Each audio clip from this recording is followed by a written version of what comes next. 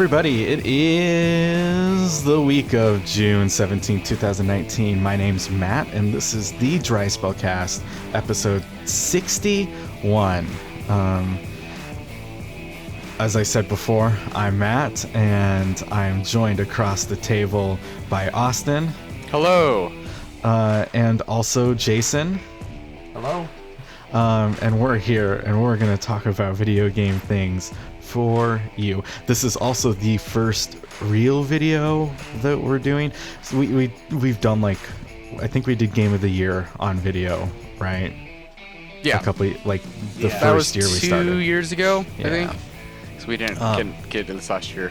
Yeah. But this is the first time we're doing video, and there's a reason behind that, more than just we wanted to. And so I guess we can just kind of get into it. Before we get into the big news behind what's happening with us, I just want to check in with y'all. Austin, how are you? I'm doing well, you know.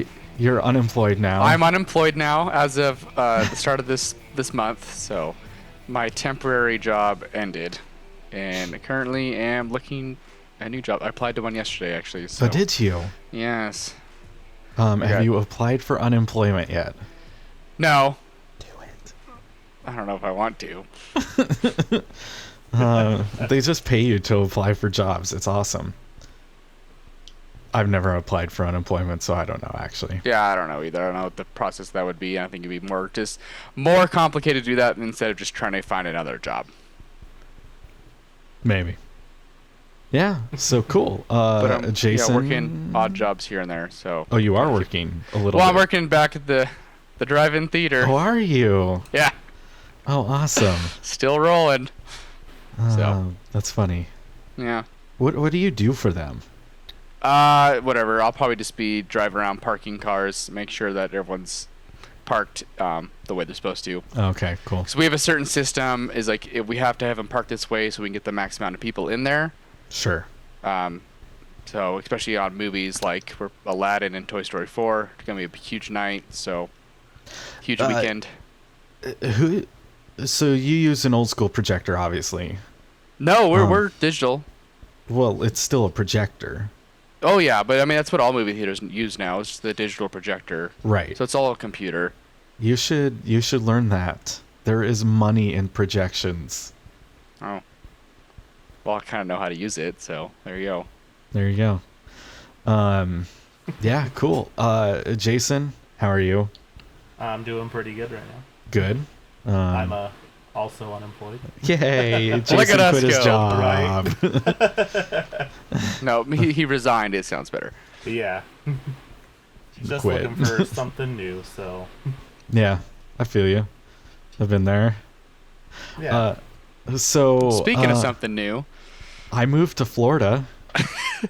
I know we kind of hinted at it, but we haven't actually talked about it yet. So this will be a perfect segue into the next section of what we're going to talk about today. Yeah, I moved to Florida. I am now our reporter abroad. I'm right down the street from Iron Galaxies, and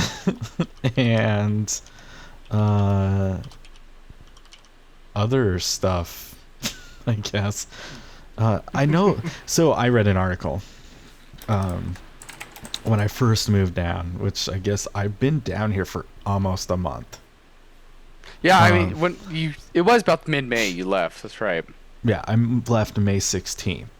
Yeah. So my anniversary of actually living here is on like Thursday. That's crazy. Wow. Yeah. So I've been here just about a month. When I first got down here, I was kind of like reading up, like, what is there to do video game related in town? And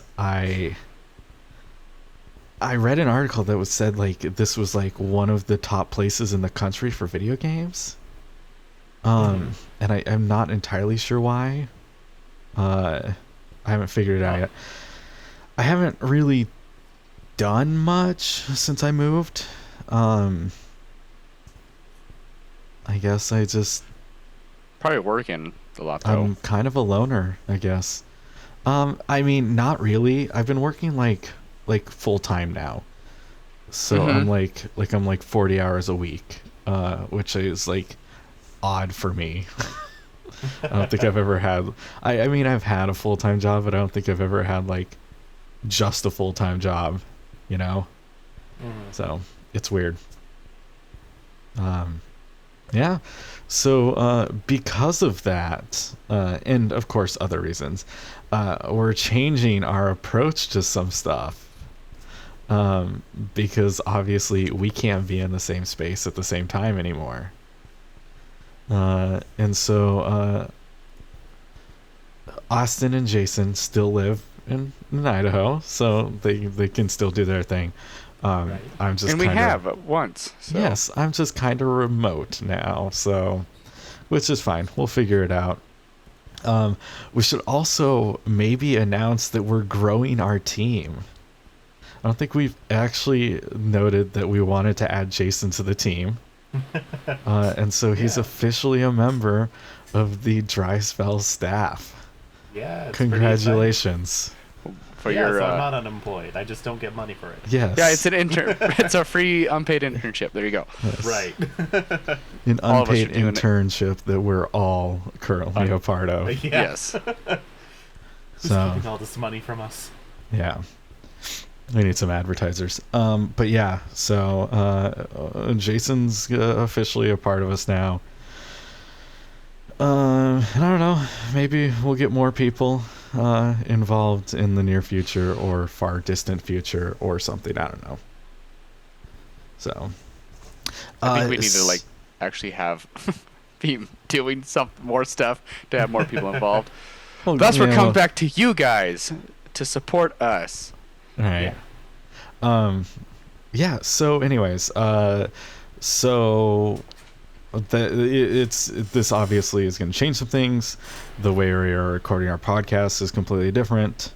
And actually, it helps us in terms of actually like easing the capabilities of doing like video recording.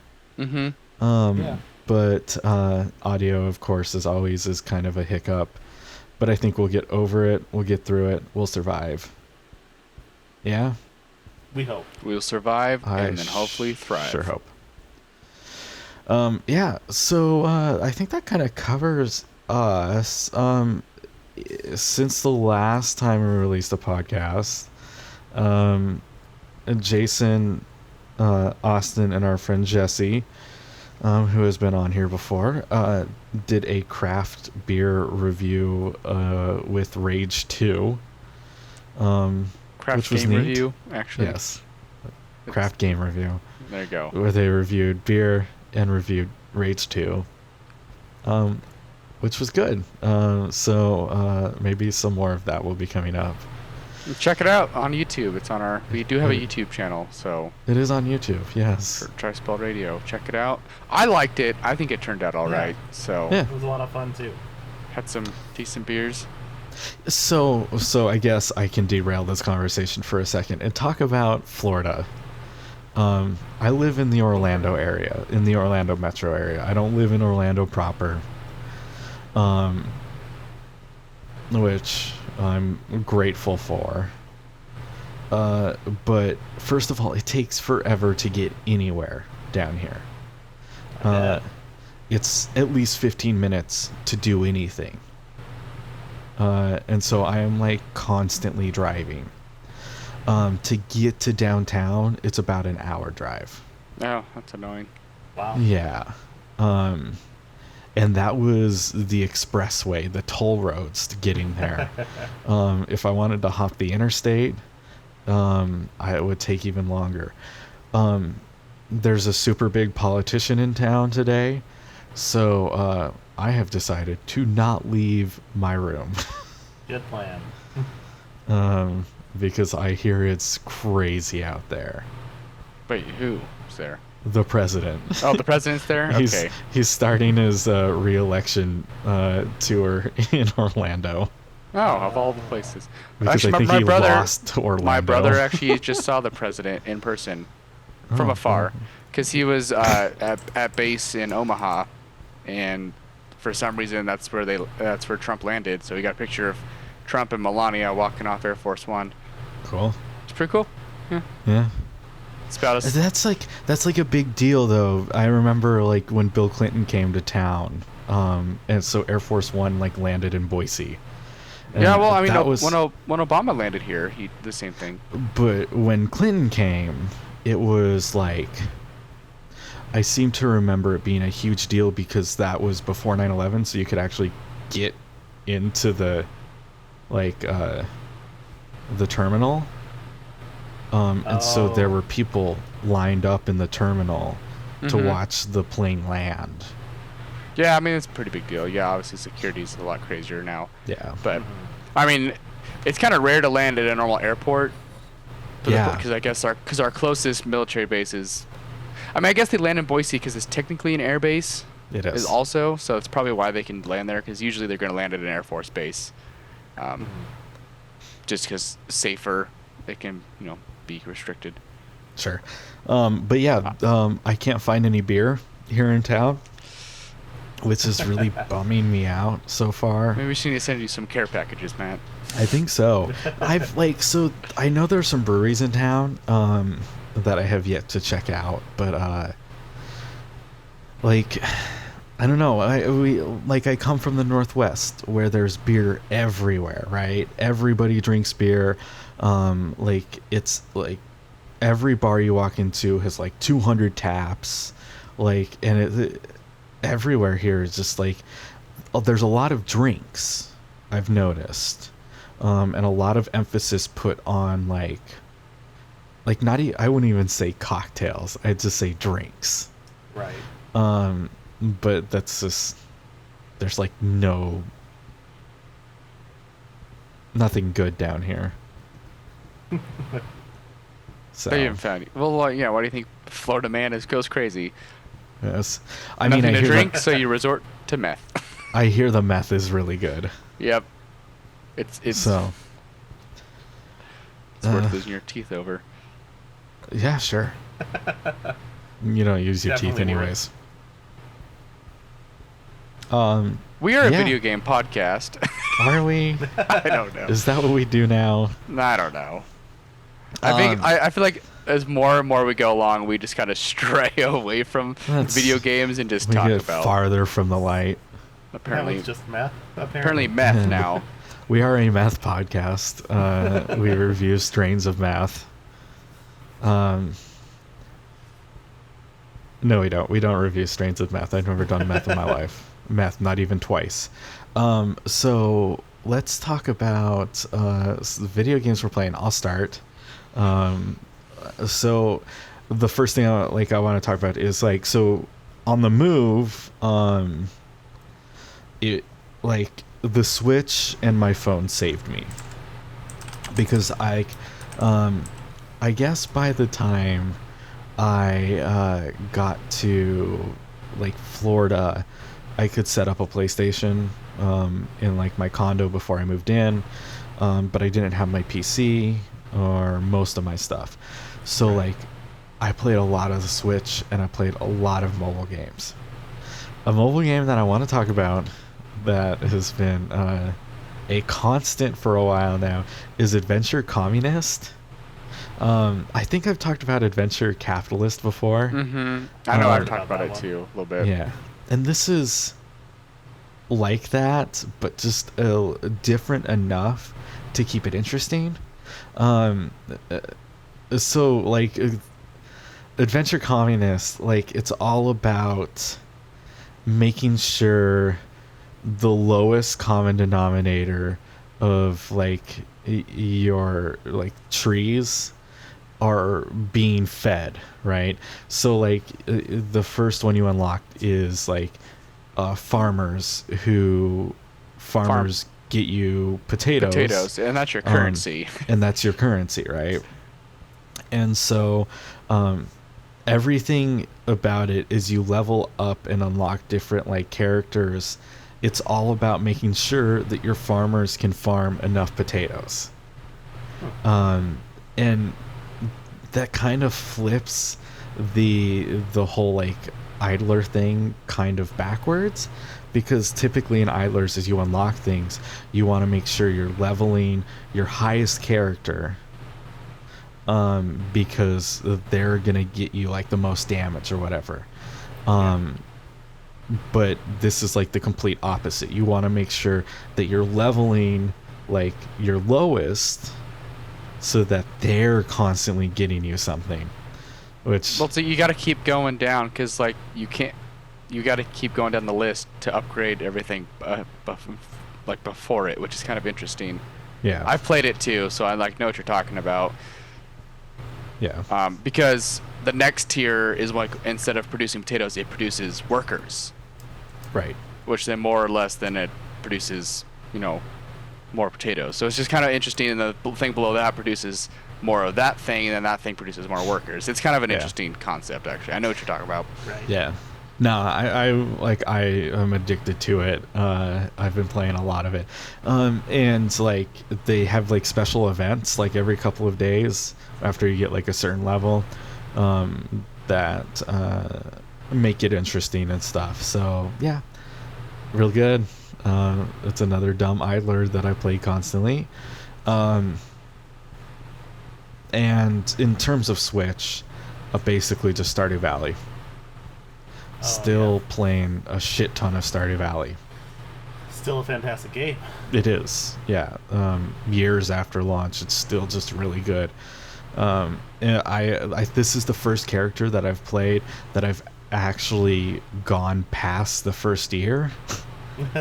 And so it's like really interesting. So like my farm, which in previous like times that I've played the game, I feel like it's always been kind of like random and stuff, and I'm like finally starting to figure out like a good way to organize my farm so that like my watering is more efficient, and like I'm getting more money by like making sure that like my cow milk is like turning into the proper stuff, and my eggs are turning into the right things, and stuff like that. So I'm really enjoying the hell out of the game still.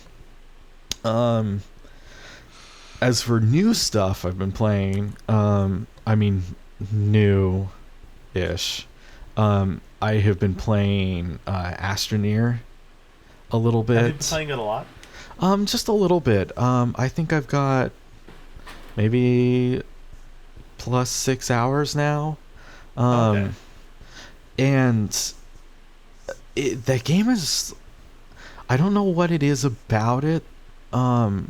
But I just like when I play it, I feel like, oh, this is like just really well thought out.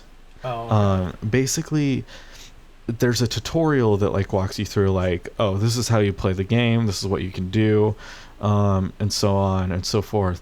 But when you start the actual like playthrough, it doesn't give you anything. It gives you like a couple like starting things for your base, like a generator and like an oxygenator and things like that. Yeah. So your base can run, and then it's just like go. And actually, it doesn't even give you that. Right. Like it just strands you, and you're like, oh well, what do I do now? Yeah. And I tend to really like games that kind of help me, or at least give me something to strive for, and I haven't found that in this game yet. I did find like a like big like alien type base that leads me to believe that there's like a bunch of them on the planet I'm on, and like I have like if I go find them and power them up and stuff, they'll do something together. Right. But that's it. Like you're just kind of left to your own devices. And so like the first maybe hour or so of my playthrough was really tough, because like I didn't have enough tethers, so as you get away from your base, you like put tethers into the ground, and so those tethers make it so you have oxygen. And so like for the first little while I didn't have enough tethers to go far away from my base, and I couldn't get far away from my base to get more resources to make the tethers. So and it's so like, I was it's like I was No kind of Man's like Sky all over again for you. basically, yeah. And I was like, Lands on a poison planet, dies, and can't do anything. yeah, but like that playthrough was fucked of No Man's Sky. Like I've gotten to the point where like you just kind of have to be like, all right, I'm just gonna run in this direction.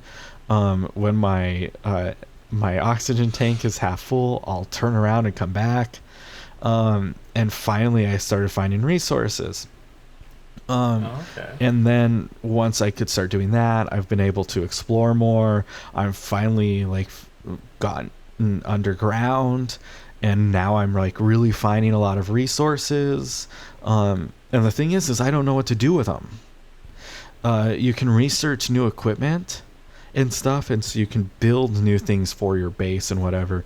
But I don't know what to do. Like, I'm just building stuff.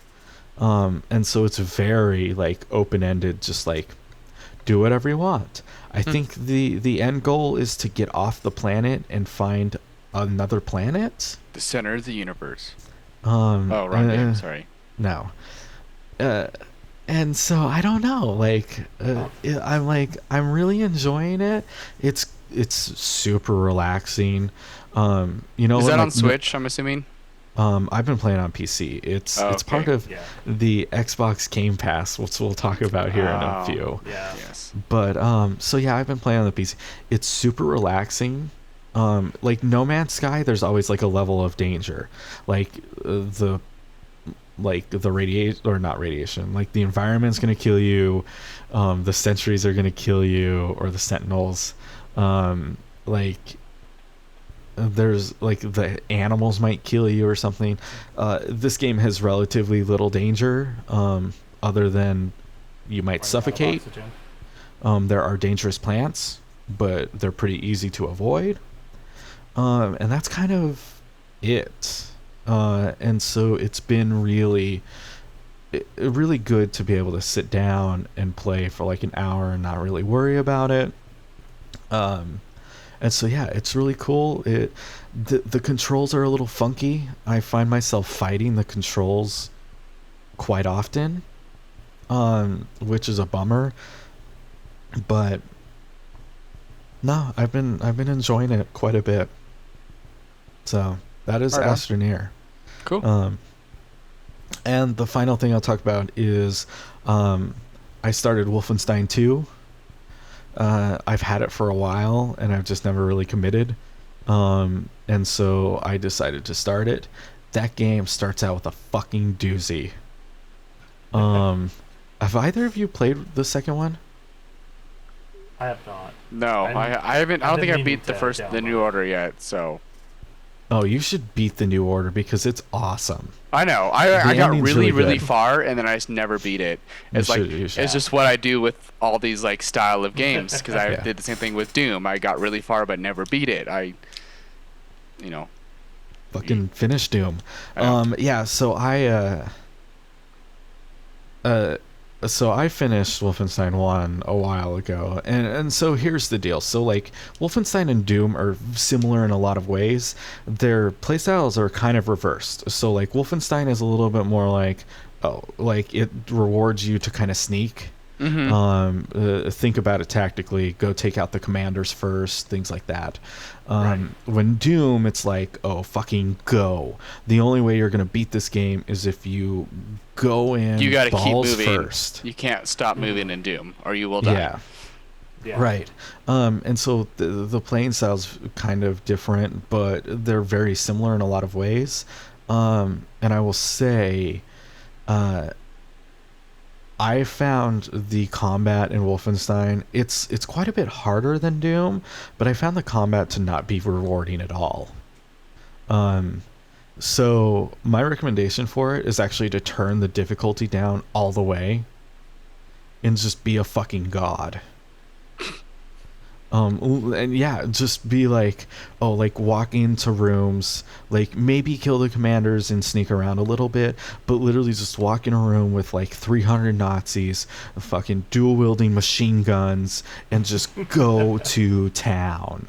That is how I felt. Like I really enjoyed Wolfenstein 1 after I made that switch.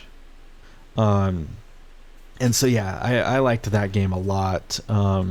And so I was kind of putting off Wolfenstein 2. I meant to play it, blah blah blah. You know, life happens.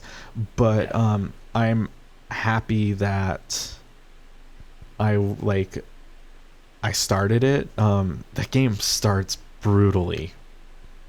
There is some shit that goes down in the first like 10-15 minutes that is really wild. So I really do like, so far I like really recommend the game. They kind of take the like Wolfenstein formula that they did in 1 and go through and bless you. And they do some really interesting things with it, which I thought was really kind of neat. So yeah, Austin, games. Yeah.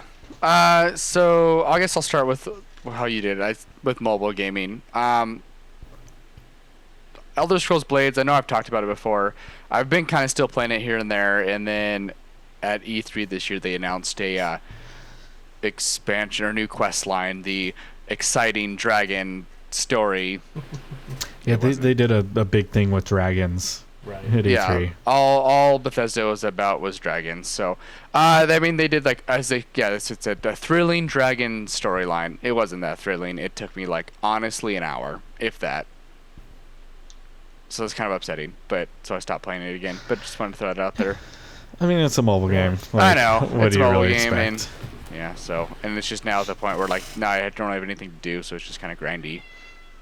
I'm sorry, my cat's mad. But what I have been playing recently, Division 2.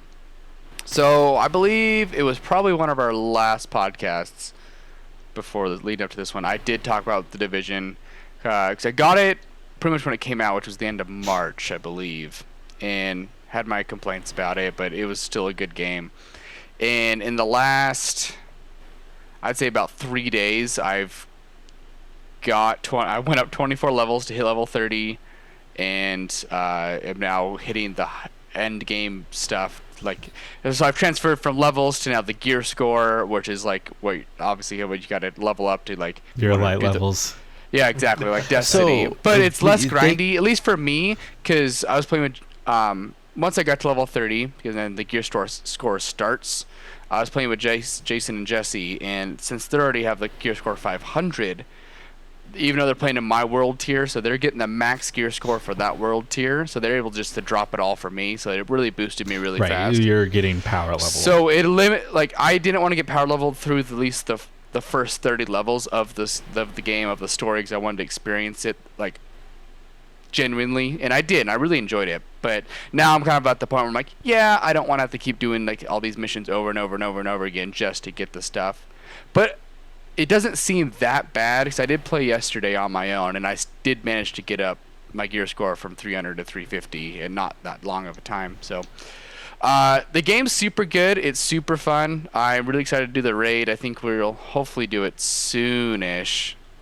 Hopefully. I don't know. No, none of us have done it yet, so that'd be all kind 4 days of it. Yeah, I know. Seriously. At least this we're not game, on console, because for a while they were saying it was unbeatable. Unbeatable because the mechanics were too tough. Division 2 was definitely a game where I would sit down and just keep playing. Then I'm like, oh gosh, 6 hours just went by. And I'm like, what did I do with my life today? And then I keep playing till 4 in the morning. No, I seriously put in about 30 hours in the course of like 2.5 days. So maybe closer to 3. It was quite a bit of play. I mean, I'm not doing much else. Obviously, like I said, I'm unemployed at the moment, and my girlfriend lives in Montana, so a little lonely here on the home front. So play video games. Yeah. But yeah, it's been really good. I mean, like I said, game's cool. Story's not too bad. Better than the first Divisions. Like, as far as story goes. It makes a little more sense because First Division was kind of all over the place. This one's more about kind of reestablishing your connection to the rest of the country. Whereas the First Division was like, oh, we're on our own and we need to do. I don't even honestly remember. There's that Aaron Keener guy that we were just like, leave him alone. We'll deal with him some other time. Well, and we will apparently coming up here soon. So. But spoilers, we'll talk about that later. So yeah, Division 2, pretty much all I've been playing. I mean, obviously we've been playing some Apex. The three of us did play last night, and I think overall had a pretty decent night. I think we didn't win, unfortunately, but we landed top 2 at least 2 or 3 times, and I know we were in top 5 the majority of the time. Like, we were walking away with a good handful of kills each game. It wasn't like past Apex experiences where I don't get any kills over.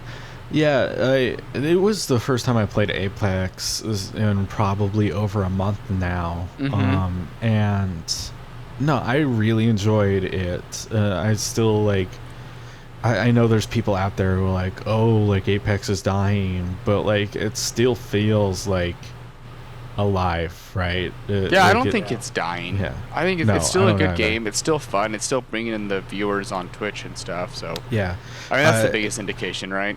What people are watching. And I mean, I watch a lot of ESPN right now for reasons, and they have I think part of the ESPYs is like a pro-am of Apex. Really? Already? That's interesting. Yeah, they're doing like I think it's like celebrities and pro players like playing Apex together. Interesting. So Ninja and Drake. Yeah, I'm sure they'll get Drake and LeBron James. Right. Dude's probably never played a video game in his life. LeBron. With how focused he is on basketball, man. Yeah. So yeah, that's pretty much just been my week. I guess it's only really been a week or so since, I guess 2 weeks now. But yeah, it's kind of what I've been doing. Hopefully I'll kind of wrap up the division and move on to another game in my backlog. So I still have several. I still have several I need to beat. Like Red Doom Dead, 2016. Doom 2016, Red Dead, and you throw that in there, and other games, stuff like that. So I guess I finished Red Dead a couple weeks ago. And neither of you finished Red Dead, right? Not yet, no. I think it's be my next on my list. Yeah, that game goes places. So I got a way to go. Yeah, I came out of that game liking it a lot more than I thought I was going to. I bawled my fucking eyes out at the first ending. Which when you get there you'll be like, oh, I understand. There's this really awesome scene leading up to the ending. And it's pretty incredible. So okay. Yeah, well, I think it about wraps up my list of what I've been doing. So Jason, you've been playing a lot of Rocket League. Tell me about it. A lot of Rocket League, yeah. So when it first came out for free on the PlayStation, like I played a ton of it. I loved it. Oh, what? Yeah, 4 years ago. That was awesome. Matt played it with me. It was a great game, and for some reason it just fell off the earth for me. I have a few friends who are playing it now, and I decided to jump back in. And I don't know why I stopped, man. It's so much fun. And I just sit there and it's one of the few games I can jump into a competitive mode and not feel like I'm grinding my way out of it. Like, just getting pissed at everyone, just sitting there like, why didn't this guy do this? So I sat there and due to internet issues and bad play, I started in like bronze 3 for my solos placement, and I grinded my way up. I'm in gold 1 now, and so it feels really good, really satisfying, and dude, I've been loving that game so much. And my screen just turned off. Come on, am I still here? Yeah, you're still there. Okay. I don't know why I did that. That was weird. But yeah, Rocket League is a great game. I've been watching a lot more about it. I'm kind of interested in the RLCS. I think I said it right. Didn't they have like a big 80s update like recently? Yeah, the summer Radical Summer is what they called it. Okay. And They brought the DeLorean in for a second time. Oh, did they? It's back. I don't know. No, they brought the Ghostbusters. Oh. Yeah. Dun-dun-dun-dun-dun. And that's kind of cool. Yeah, I will say when I was involved in the Boise State esports, their Rocket League team kicked everybody's ass constantly. Yeah, I remember you saying that. And it was a lot of fun to like watch them coordinate and like play the game together and stuff. Right. Which was always kind of more fun for me than I think I ever even had playing the game. Well, I think so. the issue at the time when we all got Rocket League is your internet was total like garbage at the time, so your ping would be in the hundreds. I do remember that, if not thousands, and No, this was back before I got my place.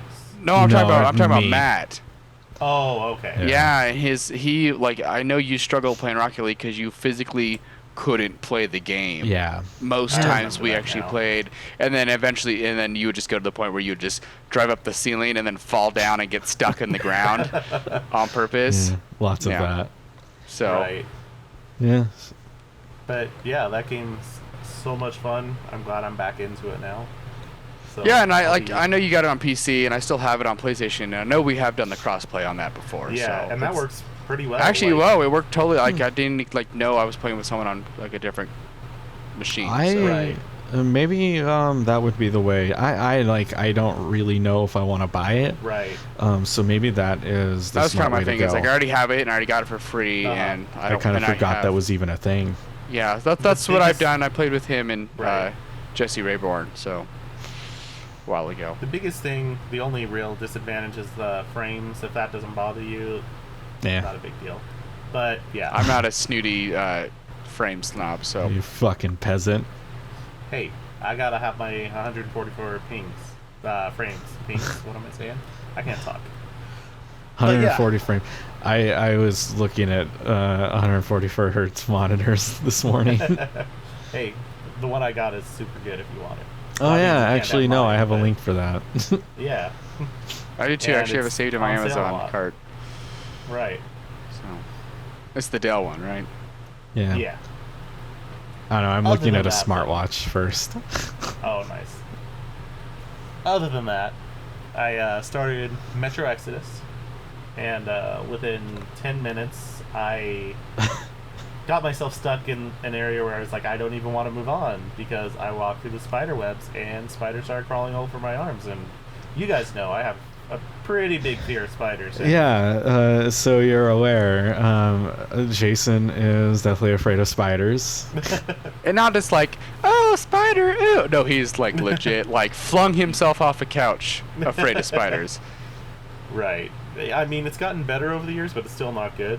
And like the way they made it, like crawl over your arms and things. Well, like and it that, crawl across your face mask too, doesn't it? Imagine doing that in I VR. didn't have that. Oh God, that'd be awful. Yeah, that's what I'm saying. Like this would be crazy. No, I think for mine it would like actually like went across my face mask, and I was like, ah! And I even commented, I'm like, Jason would hate this part. Mm-hmm. I did find out, like you can see them hanging in the spider webs. Mm-hmm. So if you get close but you don't go into the spider webs, they climb away. So then when you go through the spider webs, they don't crawl over you. So I did that a lot.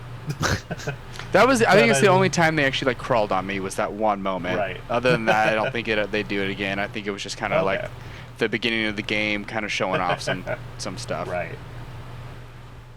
Other than that, Metro Exodus has been really good. Like, I'm not too far. It's a fun Maybe game. an Yeah, you're hour, just, I think, hour and a farther half. than me now. I think you're in the next mission past me. So that's another one I need to go back and play. Right. And I think if I were to say my only complaints, none of them are real gameplay complaints. Some of the dialogue feels a little wonky. Mm-hmm. They'll talk over each other, things like that. Like they were trying to make the acting better than other games, and it ended up kind of feeling weird because how they did it. Well, I think, when I talked about this with Matt a while ago on a podcast, I think it's the issue is because it's people that aren't probably Russian speaking in fake Russian accents. So there's like a weird disconnect there. And there's that. which is kind of interesting. And then like because you can sometimes they don't have the accent, and then they have it back again. And I think another disconnect I have with that game is your character doesn't talk. It's like you have all this dialogue going around you. And it's like, Artyom, what do you think? Good, we'll do what you think. And it's like in a game that's so like they have all these characters speaking all at once and kind of whatever. It's like you think they would give your character a voice, considering you like it's not a created character, it's not something like that. It's like it's a scripted character who's been the same guy in this series of games, and it's like why not give him an actual voice? Let him speak. And I think that would give kind of the disconnect that you were kind of talking about with the dialogue. I think that's what would. Honestly, I think make it a little bit better. Yeah, see, the thing is, like, that's not what bothers me. I'll deal with a voiceless character. I played Zelda all my life, where Link's never had a line of dialogue, that sort of thing. That doesn't bother me. It's when they try to talk over each other, and they have, like, two separate sentences that are supposed to be responding to each other, and one's talking over the other, and I'm just like, that's not how conversations work. That's not good acting. Come on. That's what kind of bothers me a lot more. But I still like the game. It's really atmospheric. It definitely has given me my fair share of chills because it is kind of creepy. It does have some creepy moments. It's a good game. And the last one I've been playing is I've been getting into Doom 2016 because I saw it was on sale on PC. I never finished it on my PlayStation way back. I don't know if I have it or not. So I decided to pick it up on my PC because I've been enjoying mouse and keyboard a lot more. And it's so much fun, man. Like, I don't think I'll ever finish it because I'm, like, getting every secret, every challenge, everything I can. But I've been loving it so much. It's just so fast-paced. Matt kind of mentioned earlier, you stop moving and you die, and that's just so much... what makes it so much fun, really. I will say, in terms of like collectibles and stuff, there's a lot of that, and I feel like I kind of started that way and decided that I was going to kind of switch to just trying to mainline. Mainlining the story doesn't take very long at all. That's always my issue in games like that. I don't mainline the story. But I think even if you decide, I'm going to stop and collect everything, it still won't take that long. Right. Yeah. Overall, it's just a blast to play, though. I love it. It's a hell of a ride. Yeah, no, the game it really is something super special. Yeah. Just the movement and the pace and everything about it. It's just like so in the background. The music, it's so perfectly executed. Yeah, definitely. No, it was definitely a great game, and I agree with you, Jason. It's one I like what you're doing. I need to go back and actually play it again. 'Cause I got quite a ways on PlayStation, and I know I still have it installed, so I can just jump back in at any time. Yeah. Which you should. I probably should. So. But yeah. Is that about you? Other than that, I mean... Overwatch? You can always insert Overwatch on my list because it's still a fantastic game. Screw you guys if you don't agree. But, I haven't touched it in a while, so I thought about it the other night, but we'll see. I lived through the Brigida changes, and I still love it. Yeah. Well, let's just push forward. So let's talk about some news. Okay. What news? There was no news last week at all. There was no news at all. So last week was E3. And if you don't know what E3 is, I'm not sure why you're listening to this. And two, just Google it and you'll figure it out. The E3 was last week. Entertainment and Electronics Expo. There you go. Yes. And it was a weird show this year. It was. I think all around it was a little different. I feel like more and more so every year it's like we're just seeing games that are like several years out. And I mean, and that's why Sony didn't show up this year. Right. Because that was their response, is like, we keep showing off these games that aren't ready to be shown off yet, but I feel like we're obligated to have to do a big show, and so Yeah, and the thing is like you see a lot of these people like switching formats. Like I guess Square had a real theater experience this year, but like Square usually does a video. Nintendo does videos, and like there's like for the most of the public, it's just turning into another convention. There's like there's nothing really surprising anymore. Like that, obviously everybody has little surprises and stuff, but like it's just I guess it doesn't feel like it has the weight that maybe it did when I was a kid. When you had to like watch it all on G4 because there was no other way to get it.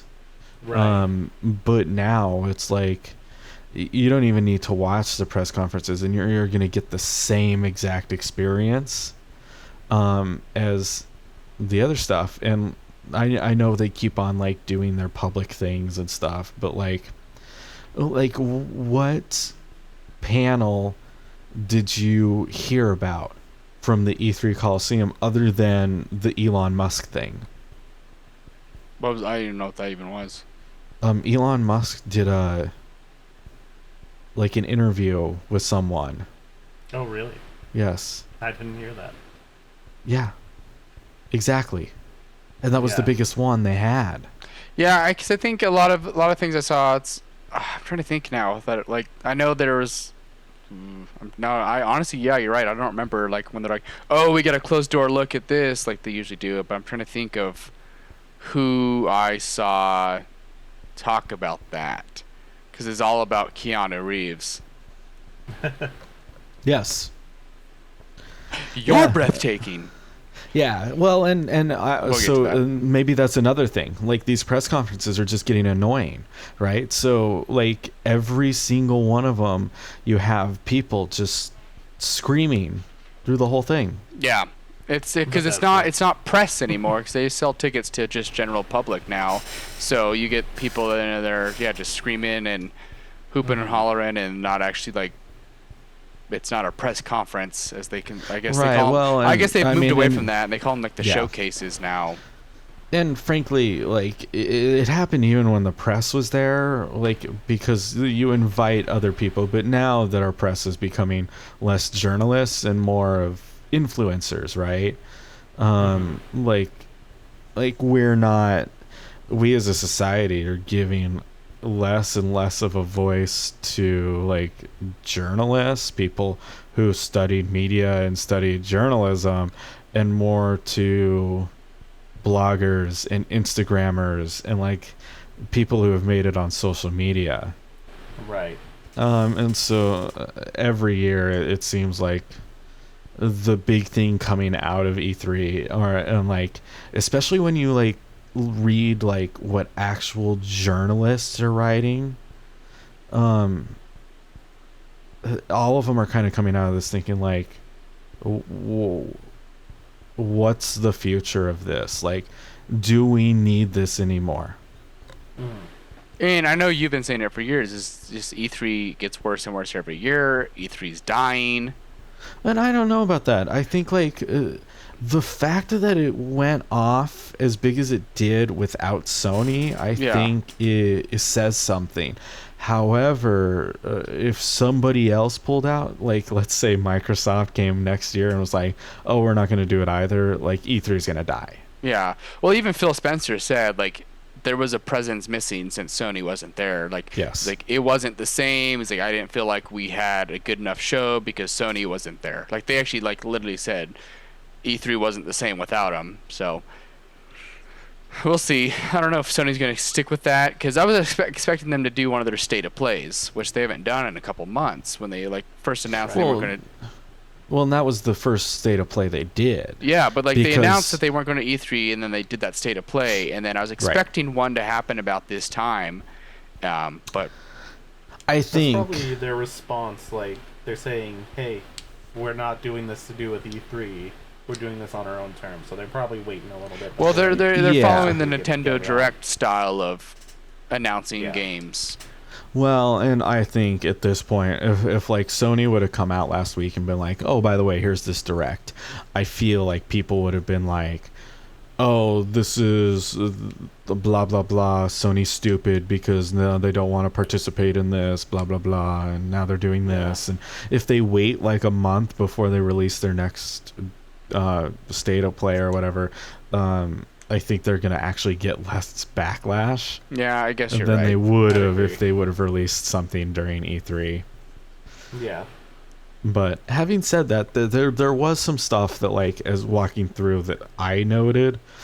So if you have anything to add as we go through this, we won't walk through everything. Just the stuff that I thought was good. And again, you two can add anything. I'll jump that in I there may if have missed. something pops in my head.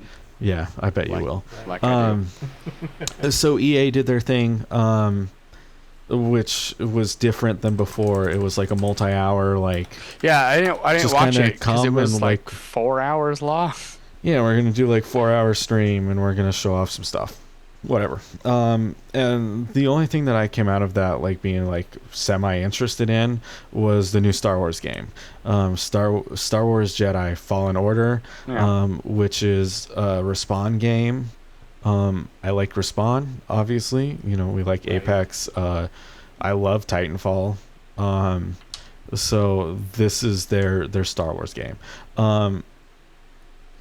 And I don't know if it's just Star Wars now for me, or what, but I came out of it completely disinterested. And I honestly think it's just a Star Wars brand. I don't get the feeling I got about Star Wars as a kid. When they announce a game or announce a movie or anything like that, I'm just like, yeah. Like, I guess I can kind of understand. I think I'm desensitized to the whole Star Wars thing. Okay. It used to be something special, and I don't feel it anymore. Just Star And Wars so- fatigue, honestly. Yeah, I think so. And I'm kind of like, with you on that. Like, the game looks fun, but it's just like, I'm but- not like, yeah, I need to get that game. Yeah, and even then, like watching the whole thing, like I didn't think to myself, oh geez, this looks fun. Mhm. They didn't show anything that I was like, oh, like I am really into this. And I think that is a bummer because I like Respawn. I like the idea of Star Wars maybe more than like what it's actually become. Mhm. But I think like there's definitely room for like a good Star Wars game. Right. And if they can do it, I trust them.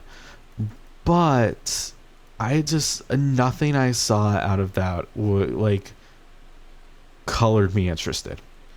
I think part of the issue is like not only the Star Wars fatigue, they're coming out with movies almost every year now. Mhm. And then mix that in with you look at video games, there are so few Star Wars games that end up being good. And there are some great ones out there, but they Well, there's so especially many in recent producers that history. just they release like crap and they're like, hey, it's Star Wars, and so it's kind of like you have that feeling of, all right, so make me interested. Yeah.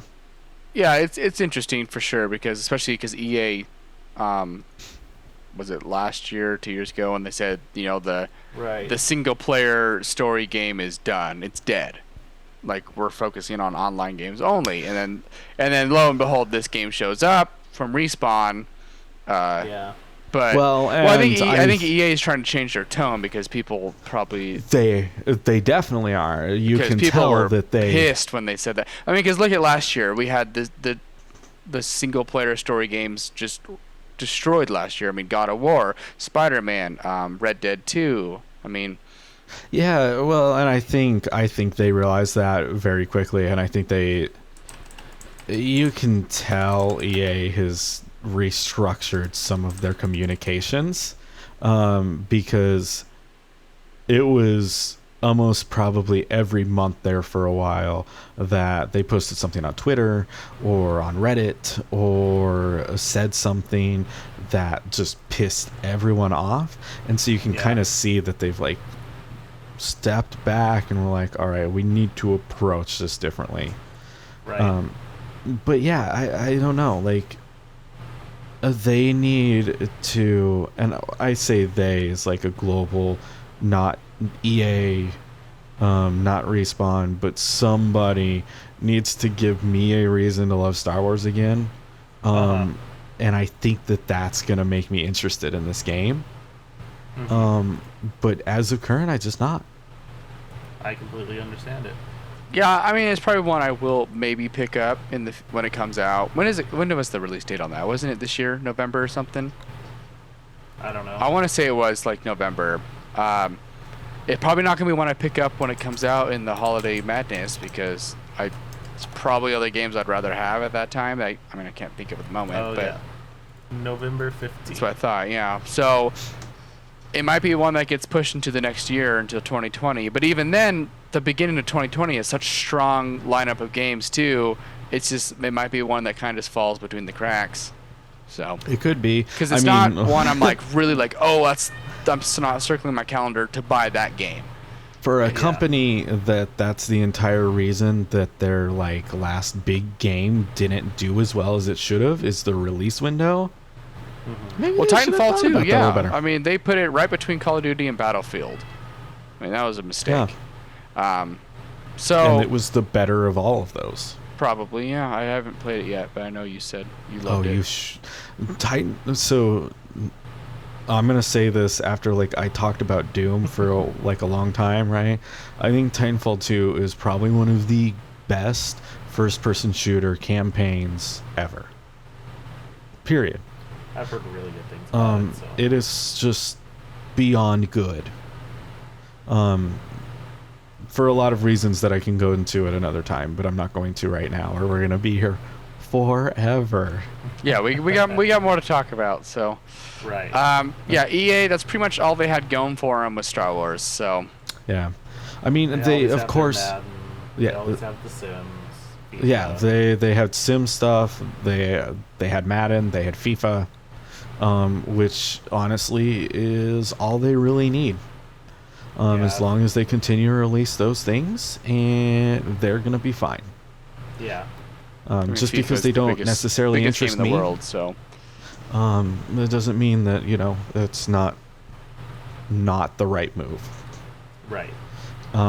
Yeah, and so Microsoft had their thing, and had a very strong showing this year, and I think I say that actually most years, and it never pans out, but this year seemed special. And you say that, but to me it seemed like every other year they always like just a normal Microsoft conference. So I don't know. I gotta say, I'm on Matt's side for this. Yeah. There's a lot of good things coming. So starting with they ended by I wouldn't say announcing, but teasing / kind of confirming Project Scarlet, which is their next console, which is going to show frame rates up to 120 frames per second. We've never seen before. That we've never I seen like before. That comment. Some people are sitting there rocking 240. Never seen before at 120. Yeah, which I know what they're saying. They're saying console. in console. Yes. But yeah, so they announced that. They announced that the big launch title is going to be Halo Infinite, which and that's a big deal. I'll give you that one. That was a really big deal. Which harkens back to the first Xbox. Yeah, which launched with Halo and put them on the map, right? Yeah. And so yeah, like still don't really have a understanding of what Halo Infinite is. I've heard that it's gonna be kind of open world-ish, which I think is counter what I want out of Halo games. But I mean, I'm not gonna discredit it yet. I think they're kind of at a point where they went to 343 and were like, yeah, Halo 5 didn't do great. What is your ideal Halo game? Make that. We'll give you as much money as you need. We'll give you as much time as you need. and in fact, we'll give you a brand new console to do it. And I bet you their baseline specs for this console are what 343 was like. This is what we want. This is how powerful we want a machine to be able to run this game. Right. And so yeah, I mean, that I came out of that and I was like, man, all I want to do is play Halo. I mean, the Master Chief Collection is coming out on PC this year, some point. God, I want to play some more Halo. I'm gonna be downloading that day Oh one yeah, when it comes out. oh yeah. Like I am just like, I know the Halo Wars are on the Game Pass, but like I'm ready to revisit Halo. Right. So we'll see. And then I wanna play 5. Yeah. It's the only Halo game besides Halo Wars that I haven't played. Right. And so I really do actually want to like hop back and catch that before it fades into oblivion. Right. And I mean, Halo Infinite in general, that's kind of like, that sets the tone for Microsoft. Like, if you're a Microsoft fan already, your conference was set, and mix that in with some of the things. That's why it's kind of like special. Just a couple of these games that they announced are really good. So on a side note, there's like a Halo, I can't remember what the actual title, but it's like a traveling like little convention that's starting in Orlando like next month. And when they first announced it, I think it's called Halo Outpost. When they first announced it, I looked at all the dates and I'm like, shit, it's not going to be anywhere close to us. And lo and behold, I was like, holy shit. Is this the real reason you moved to Orlando? It is. Okay. I actually realized that like a few days after I was here. I'm like, That's pretty exciting. So are you so going I to haven't go? bought tickets yet. Probably. Or at least I'm going to try to. So anyways, other than that, of course, they talked about Gears 5. Which is another massive one for them. Yeah, totally. And it feels like they're maybe trying to take Gears in maybe a little bit different of direction. 4 wasn't a terrible game. It wasn't a great game. I played a few hours of it and kind of want to finish it, but like I don't. Every time I look at it, I'm like, yeah, I don't really have the drive to do this. But I mean, Halo and Gears were the series that I grew up with, and so like I would love to see a new kick-ass Gears game. Yeah. And so maybe this could do it. Maybe it won't. Who knows? Battletoads is coming out. That was so weird. I can't believe they're making a Battletoads game. It was, yeah.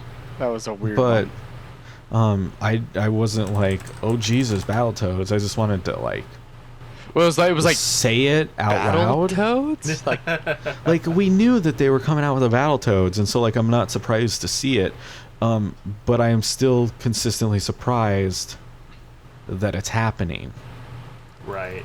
So I think affirming it for myself that it is happening. I was just is an surprised to see it important in the step. conference, like, to be honest. Yeah. I don't know. I just thought it'd be like something like, here's Battletoads, and later like a trailer would just drop or something. I don't know. Yeah, I don't know. And it looks weird, but yeah, they beyond changed the that. art style completely from the previous Battletoads. Blair Witch looks rad. Mm-hmm. I never really cared for like that series of movies, but So I actually recently watched it looked them.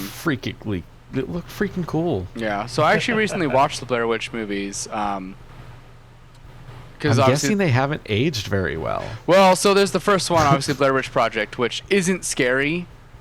I mean, I think I want It's unsettling. It's unsettling. I get where it's unsettling, but like you can tell, like, yeah, it like again, it did not age well. It didn't age well, didn't do well, but it laid the groundwork. I didn't watch number 2 because there's a Blair Witch Project 2, which apparently I heard that one is total garbage. God awful. But then recently, within the last several years, they released just called Blair Witch, and it's actually a direct sequel to the first one, where it's actually the girl's brother and his friends going out to find like what happened to her.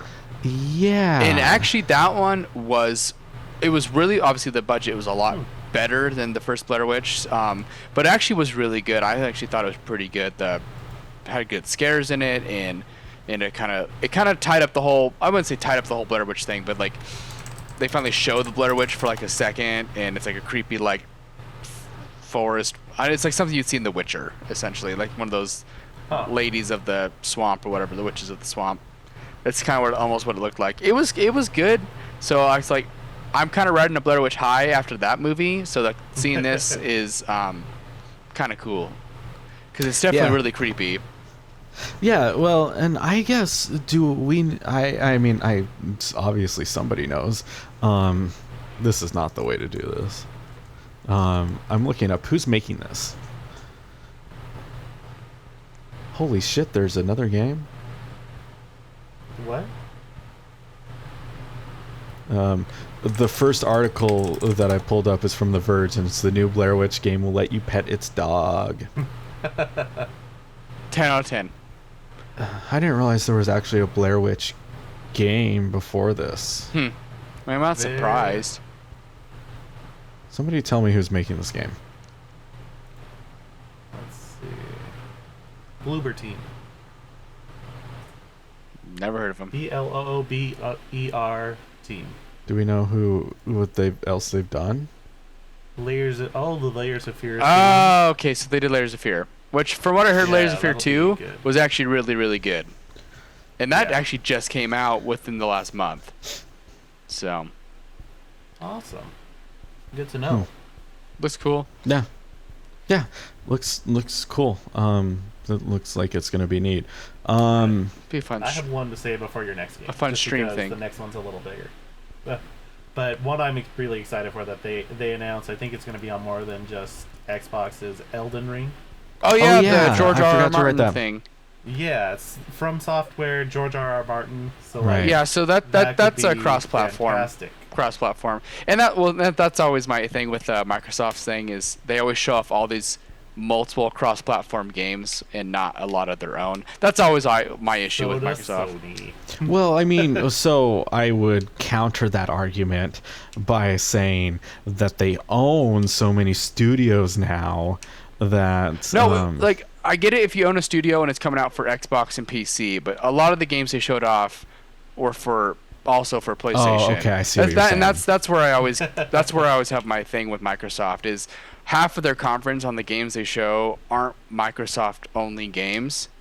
So, because I'd like to see more of what Microsoft's actually doing. Well, so I mean, they're showing off a lot from their studios, right? Yeah. And also, considering the amount of studios they bought in like the last year, they're probably all really heavily working on stuff that isn't ready to be talked about yet. Yeah. Yeah. But I will also say that's kind of Microsoft's thing, though. That's all. They're yeah. like, like, by the way, if you buy this on our console, then you can also play it on the PC and also the Switch. And by the way, they also cross-play. And you know who doesn't do that? Yeah. Yeah. Fuck you, That's Sony. kind of a smart marketing move by them. Yeah, and they've been doing that for a while because that's their thing. Like that's what, like Phil Spencer talked about that for a while. He's like, we want you to be able to play with who you want without any borders. And you know, that's kind of been their dig at Sony for years. Right. And Sony is finally getting to the point where they're like responding and being like, all right, we'll let this happen. Mm-hmm. Because I think Fortnite is that way now. I think you can play Sony. Yeah. There's a handful of games now where Sony can crossplay. So there's that, and also Game Pass. I'm talking about that for a second, because they announced Game Pass for PC, and so you can play a lot of like console games on your PC now, which I thought was really great. It's cheap. I already owned or subscribed to Game Pass, but I guess I didn't really understand what it was. And so this clarifies that a little bit for me. And as of now, I get more games than I did prior. And I think Game Pass is a great deal. $5 right now if you want the PC one, right? Yeah, $5 a month. And after that's done, it'll be like $10 a month, and it's just so totally worth it. Yeah, I wouldn't mind doing it for a big company like Microsoft because they're gonna have a lot of games. Yeah, exactly. They're gonna have a lot more partners than just a publisher. And I will say, like the output is like pretty big. I think I posted a list in our Discord a while ago, and it was so many games that I couldn't post it in one post. Right. So I mean, it was like they've got a real solid offering and reason as why you would subscribe to their stuff versus like Uplay or Origin or whatever. They have their perks and their benefits, but I feel like this is a stronger offering just because it's a real marketplace. It's a real store. It's not a way to get your game out there and only your games like the other storefronts. Yeah. And frankly, like the Windows Store is not good, but they're starting to make it better. Like, so their new Xbox app is quite a bit better than it has been in previous years. Yes, it has. And it's pretty easy to like open that up and hop into a game. And I'd say it's probably quicker than getting into a game from Steam. Right. And I think that's the big selling point. So, so there's that. And then let's finish off by talking about Cyberpunk. Cyberpunk 2077. I was at Microsoft's conference. Keanu Reeves was there because apparently Keanu Reeves is going to play a major part in the game. Yeah, he's the second most dialogue behind your character in the game. All right. So that's pretty cool. Yeah. I'm impressed that they kept that secret. Under wraps pretty well. Yeah. I mean, I had no idea. Obviously, they've been working on that for quite a while. Yeah, it's not like that's just something you just... I mean, maybe it could have been like, oh, well, we can just take this model and reconfigure it as Keanu Reeves. But and I mean, stuff. he's got to do all the voice That's lines and all that stuff. Yeah, that's not. I mean, it's not just like a overnight. weekend thing. Yeah. So Cyberpunk. It still looks good. I'm excited for it. We haven't got any gamelay yet, have we? Or they've showed gameplay stuff. Yeah, we've had That's right. They showed quite a bit. It was a new trailer. Yeah. Yeah. Wasn't there like a 90 minutes or something? That's right. They did that recently. I'm trying to remember now. Well, they did one this past week as well. Yeah. Because it was on the floor. That's right. Game looks good. CD Projekt Red, I mean, I trust them as a developer. I still don't really understand what the game is and what we're doing, but why not? I guess I understand it better than Death Stranding, so that's a plus. That's true. Bridge babies and stuff. We still don't have a date, right? It's February or March of... No. It was 2020. I think it said April now, I think about it. That sounds right. I think it's April.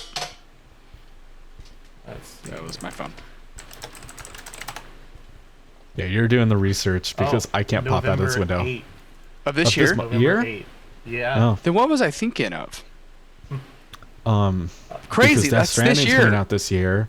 Yeah. Oh, Death Stranding's April. That's what it was. No, Death Stranding's this year. Then what was April? Because I think Death Stranding's September? No, Death Stranding's not this year, is it? Yes. Yeah, that's what I'm saying. November 8th. For Death Stranding? Stranding's November. When is Cyberpunk? Cyberpunk's 2020. That one I think might be April. Yeah, that's the... God damn it. That's I'm so confused. Sorry. I got confused by what you guys were asking. Yeah, I can't April pop. 16th, I literally Okay, can't pop out of this window. I was ready. I was ready.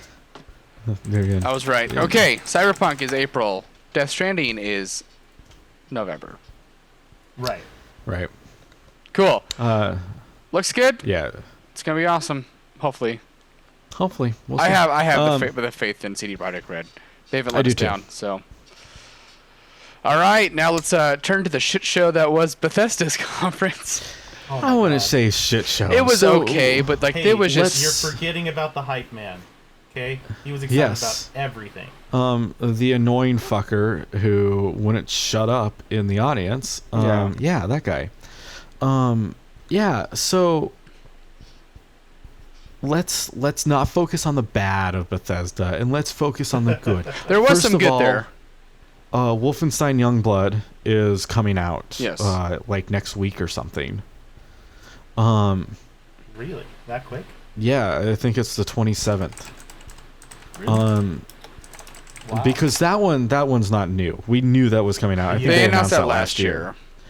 But that looks awesome. And things that I've heard about the game are like, the combat's very similar, but It comes out in July.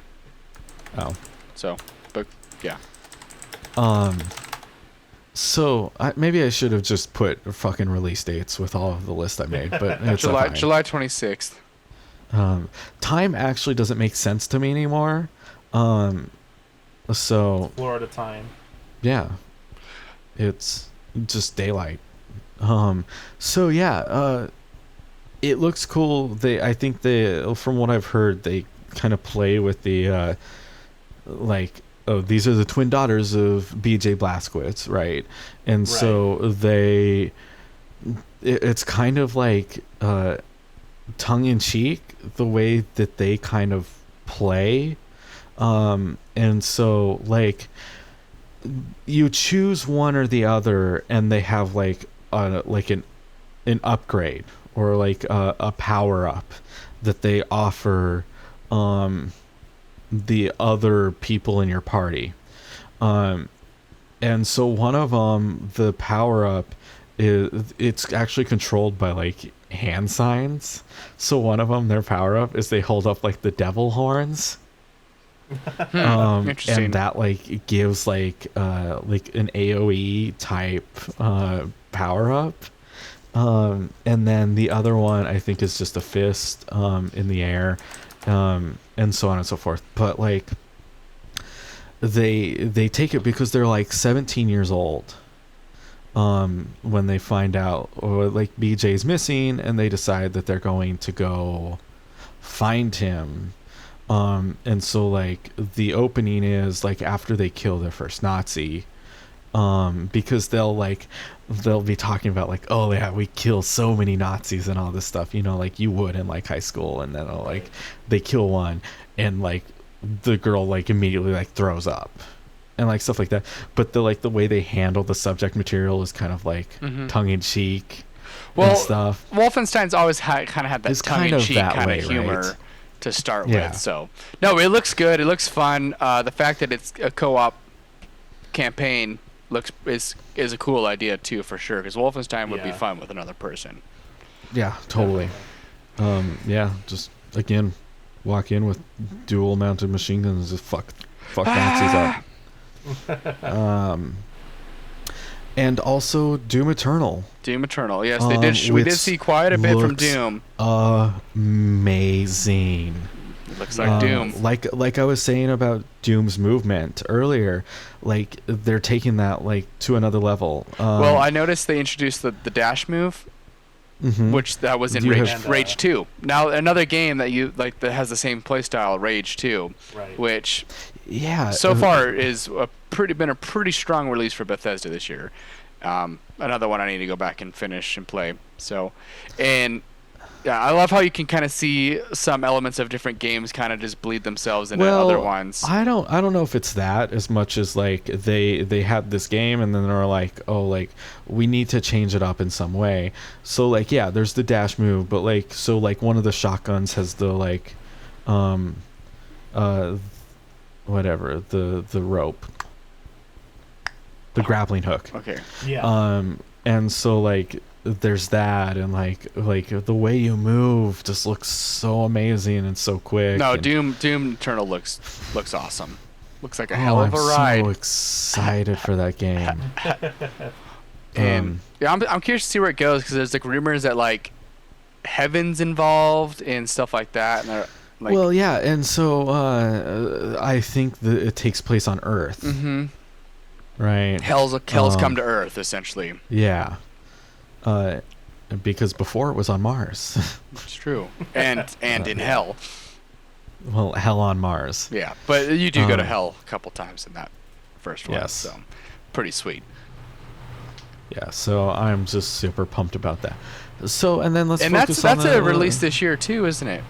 Yes, Cool. it's a holiday release. One more before we go to your last Yes. one that you forgot. Arcane Studios came out there and introduced their new game, Deathloop, I think is what it's called. I didn't Yeah. forget about it. I just ignored it. Oh, see, I thought it was It a cool. looks fine. I thought it was a cool concept. Well, first off, I love Arcane Studios. They've done good stuff in the past. Like the Dishonored series, obviously, has been fantastic, and I love them.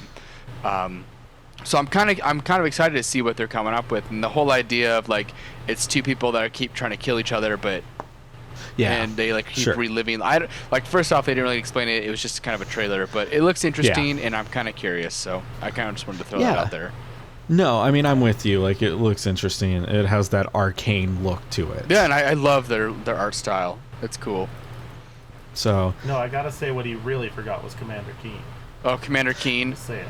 well, sure. I mean, okay. Apparently, Commander people are Keen- so mad about that. Like even the I'm original sure creator, of Commander Keen tweeted like, "What the hell is this?" Well, also, anybody who's mad about it can shove it up their ass because no one cares what they think anymore. Yeah. Commander Keen, sure, it looks fine. It looks like a cartoony, like platforming, like fighter, and sure, like it might be really cool. I just didn't Well, it's come a out mobile thinking game. like, oh, Right. fuck yeah. No, it's not. Yeah. Commander Keen was a mobile game, wasn't it? Or you think it's something No. else? It'll soft launch on iOS and Android Yeah. this summer. Or you think it's something The else? fuck? I don't know. Maybe it's just the air around down here. Okay. We're so close to the sea that I like maybe that's like getting to me.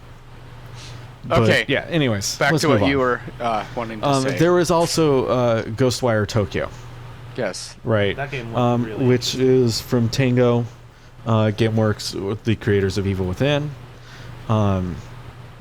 Had the adorable Asian developer. Yeah, that game looks cool. Like, I'm always down for horror games. Like, I don't like horror movies, but I like them in games typically. Yeah. And I know so Japanese I love have- their horror. yeah, and I have zero experience with the Evil Within. I don't know anything about the first one. I don't know anything about the second one. I mean, I know about them, but I've never played them, so I don't know. Right. But no, so one of my favorite things about E3 is seeing the developers, which is something I think we're losing as time goes on. And this was that moment for me of this show, was the developer coming out and being like, "This is our baby." That was the best. hope That you was definitely the enjoy best it. part. I mean, because she was Yeah. so excited and so into it, and like I Yeah. know we talk about this every year. There's always that one person that steals the show of E3. Yeah, and it was her. I know people saying it's Keanu, but I think she definitely was the one. No, I mean, Yeah. Keanu was good. Like, he seemed like really into being there. Cyberpunk. Which is so different than, like, I think most celebrity like endorsements or Right. whatever. But like, nah, No, like, Keanu, I think I generally think- is happy just to be doing what he's doing. So yeah, oh totally. I think Keanu's just like a really like genuine person. But yeah, no, Ghostwire looks cool. And yeah, let's talk about Fallout 76. I see Jason's wearing his Fallout shirt. Good for you. I fell off 76 very quickly. Like, I think the Yeah. majority of the people who bought Fallout 76. I actually saw a picture online that was like, they were of a game store that had Xbox One X's Right. at like their normal price, and then Xbox One X is bundled with Fallout 76 for $100 cheaper. Really? That's funny. Yes. Wow. Yeah, I know it had its because it wasn't the game it was supposed to be at launch. From what I've heard though since then, I know we all kind of stopped playing about a month in. From what I heard now, it is obviously a better game. They have been working on it, but I'm curious Totally. to see. I mean, they put something in there that no one asked for. Right. The Battle Royale. Surprise. They put a fucking Battle Royale in Fallout 76. Yeah. Yes. Literally how they announced it. They actually announced it. Yeah, So- I don't like. Sure, whatever. I But I from think what we I missed hear, our window it's- to try it. From what I hear, it's terrible. So. See, Well, so here's the thing. Fallout, I've never ever once played Fallout for the gunplay. No, it's Yeah. Fallout's never been about the gunplay. That's why they have the VAT system, so you don't actually have to use your gun. Like Yeah. they deliberately give you a system to let you pretty much kill things, so you don't have to actually use right, your guns. and well, maybe that's why I didn't like 76 at Maybe all. so, 'cause it's more obviously it has to be about the gunplay. It's more. real time. Yeah. Yeah, So and like, how do you incorporate something like that into a battle royale that is so like heavily reliant on being able on the gunplay? yeah. So I don't know. I mean, I'm curious. I actually did update 76. I actually do want to go back and play it and see what it's become. I mean, it's been I would be 6 months, interested. 6 months since the game released. So I'm curious. I would to be see. totally interested, but I don't think I'm gonna do it until they release the update with like the NPCs and And stuff that comes make it a in. full game. What was it, like September, something like that? I This don't- fall. I don't remember. let's see. Yeah, completely. Like they completely are changing the game because people like, yeah, you don't put NPCs in the game. Now they're putting NPCs in the game, which is fine. You're listening to the people, the criticism, and you're changing it to make people happy. And hopefully it's not too late for that for them. So Well, see, the thing that bugs me, and this isn't just Bethesda, this is every developer that's doing this now. I'm sick of people releasing unfinished games. It's unfair to the players. Like, Or at it's least, crap. or at I least don't care if releasing unfinished games and not being honest about it being unfinished. Yeah.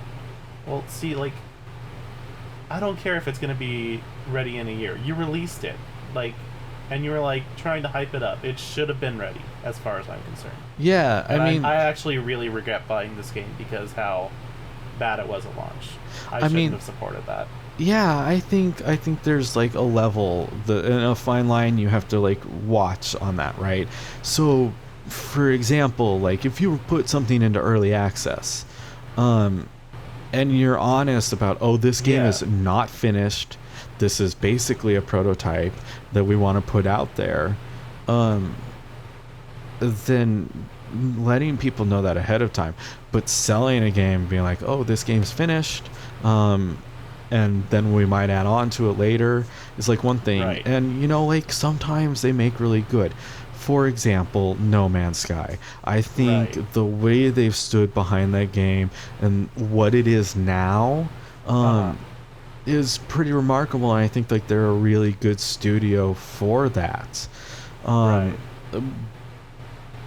But I don't know, 76. see, I don't think It just 76 was felt necessarily so an dirty. unfinished game. It was the game they wanted to release at the time. And it just didn't. It wasn't the game people were wanting, but it wasn't. I wouldn't say it was an unfinished game.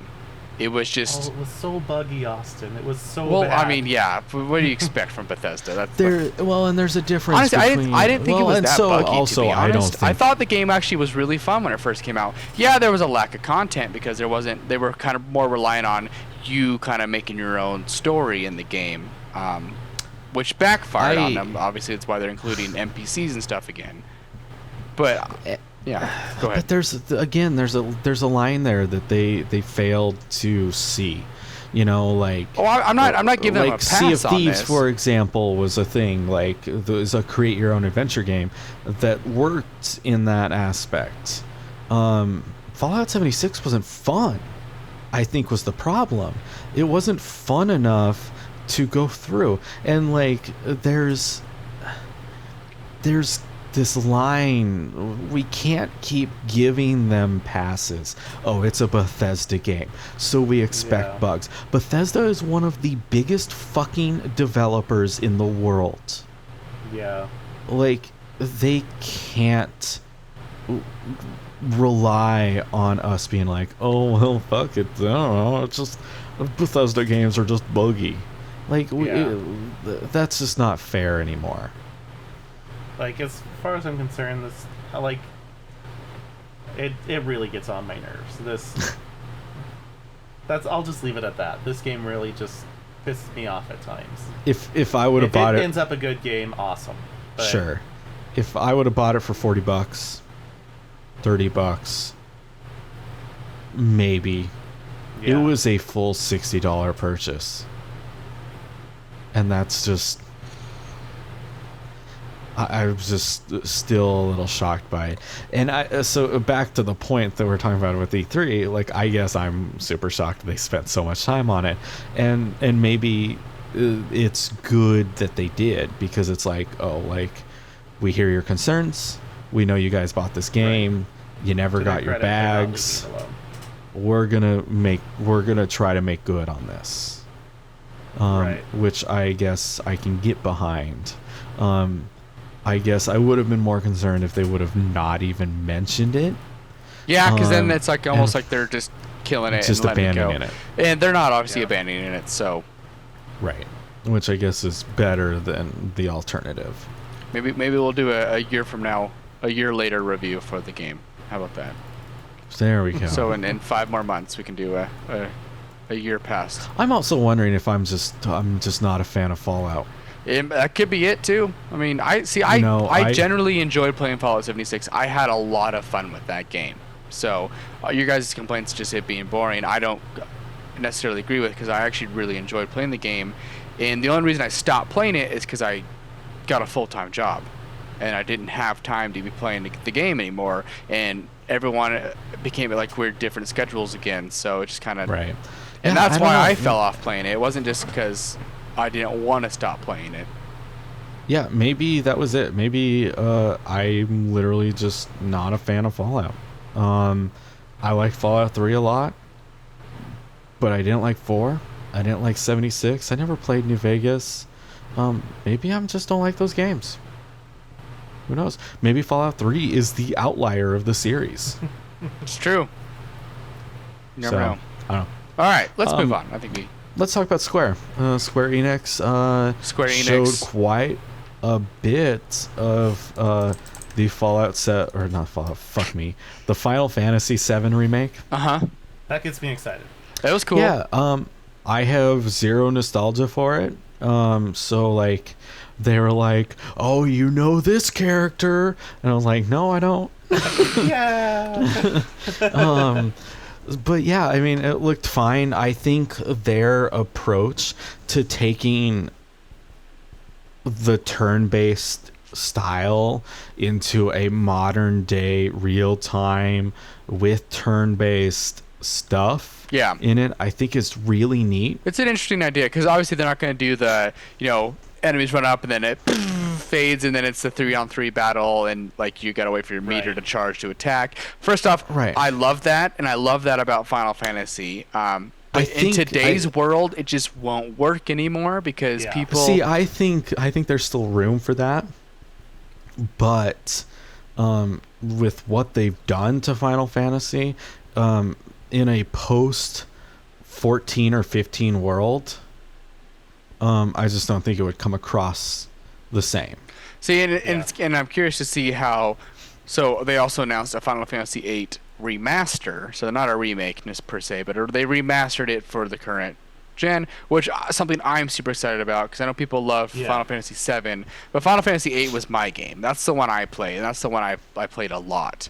So I'm excited to play that one, and they're obviously keeping it the same way. So I'm curious to see how that does, because it's still the classic turn-based strategy. So But yeah. Sure. See, I'm still holding out for a Final Fantasy VI remake. See, I don't think they're gonna do any more after this because I think these two were their biggest ones, 7 and 8. 6 was good, and I heard 9 was good too, but I don't think they're gonna keep fleshing them out. Okay, 6 was the best in the series. It just didn't get as much hype. Yeah. So, and I actually think 7's better than 6, or 7's.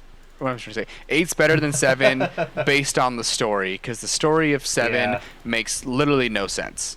So. Yeah. Because I like the idea. At a time where we were transitioning into 3D, and they did it well. Yeah. The story was kind of lackluster, and people forgave it. Whereas the story in 8, I thought was really, really well done. So. I say that now that I'm playing it, and I'm like, this is trash. Yeah. Other than that, Square Enix was pretty much just Japanese remasters to America. So. Like importing. It was importings and a lot of remasters. Released. That was pretty much what Square Enix's whole conference was. Yeah, and I didn't come out of it thinking that there was anything decent. No, I didn't either, because they didn't have any of their really big games there. I mean, they put a lot of their cards in Final Fantasy, and a lot of Final Fantasy showed up, which is fair. No, it's right. It's gonna be their biggest game in years. They had enough hype that they filled a theater. Yeah, it's true. And how many other Final Fantasies did they announce? Like 3 more. I think there was a total of 5 Final Fantasy. They did games a big thing for 14 with the MMO. They did.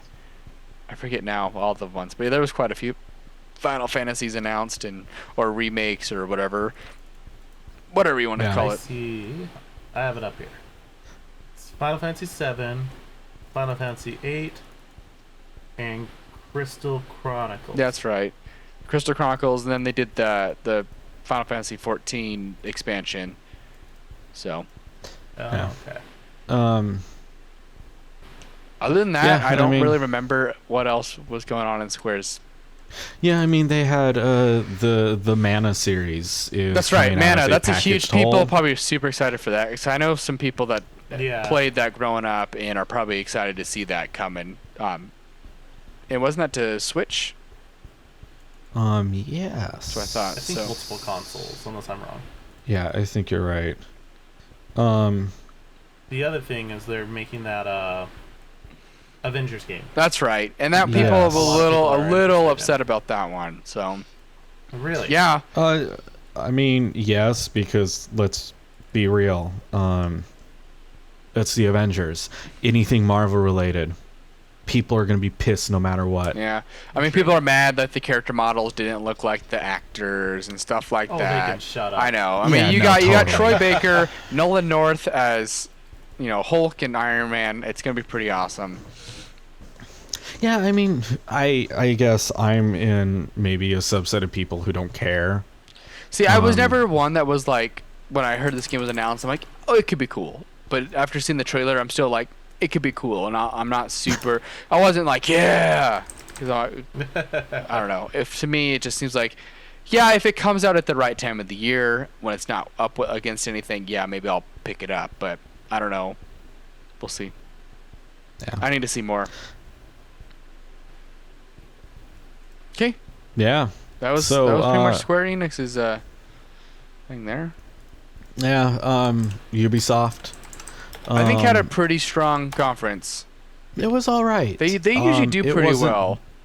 It wasn't that good. They showed off Watch Dogs Legion, which is the thing that I'm excited about most. I liked Watch Dogs 2 a lot. If they can pull off the idea of you can play anybody in the world, then it's going to be really cool. And yeah, I mean, it looked like cool. Watch Dogs. It looked really cool. I need to get over my thing about Watch Dogs because that was from the first one from years ago. Yeah, you do. Especially because it wasn't bad. It just wasn't what they promised. Yeah, which is exactly what I've heard. It was just so boring. Hey, I played through the entire thing and I enjoyed it. No, I played an hour and went back to GameStop and sold it. back to them. That's well, your maybe problem. that's your problem. Okay, I played probably more than an hour, but still, it was just like one of those games. Like, it was so boring that I thought it was gonna be such this cool hacking thing, and it ended up being like, oh, you see that? Boop. Oh, it's now that. I'm like, that's kind of whatever. Yeah. And I didn't care about the character or the story. I think that was my biggest issue. It was like I could care less about Aiden Pierce. So I still remember his Care name. enough to remember the fucker's name. I know. It stuck with me. It kills I me. don't. Yeah, I don't even enjoyed know. I don't even know the main character's name in 2. And I loved that game. Yeah. Um. They did their Siege stuff again with the funny little trailer for Warden. I thought it was pretty good actually. The little running around the little suit and tie cracked me up. And they did announce a new Rainbow Six game. So I remember I was talking with Jesse Hill about this, and I know Jason played it with us when they did the quarantine, the Outbreak. That's what it was, the Outbreak mode for Rainbow Six Siege, and they never brought it back, which I was surprised because they put so much work into it. Turns out they just decided to make a game about it. So they announced Rainbow Six Quarantine, which sounds like it's with all the same characters from Siege, just in this new game. It's a 3-person co-op game where you have to, fight your way, survive the infection. It looks cool. I'm sure. I mean, it was barely anything they showed off, but And if it's anything like Outbreak was, it's going to be probably pretty fun. So I really enjoyed playing that. I think it can be a lot of fun. It could be a really good game, and since they're actually going to be building the mechanics from the ground up specifically for this game. And that was one of the only things it felt a little stilted, good but stilted in back in Rainbow Six Siege for me. It was a fun game, but just with the mechanics designed for Siege, some things just didn't feel completely right, despite them doing a pretty good job with it. So it's kind of like when Overwatch does their events. It's good, but doesn't quite feel as perfect because the mechanics aren't built for it, if that makes sense. So that's pretty cool because it's now fleshing out more the universe of these characters that we've been seeing over the last 4 years be developed, be used, so kind of excited. I mean, they give all these people like total backstories and everything, but then you don't really get to experience them. And that was like the one thing I really enjoyed about Outbreak is we actually got dialogue for these characters. You would see them as an NPC in the world, and it wasn't just like, you're just a character killing people. So should be kind of cool. And then the next Tom Clancy game, Matt, you want to announce that one?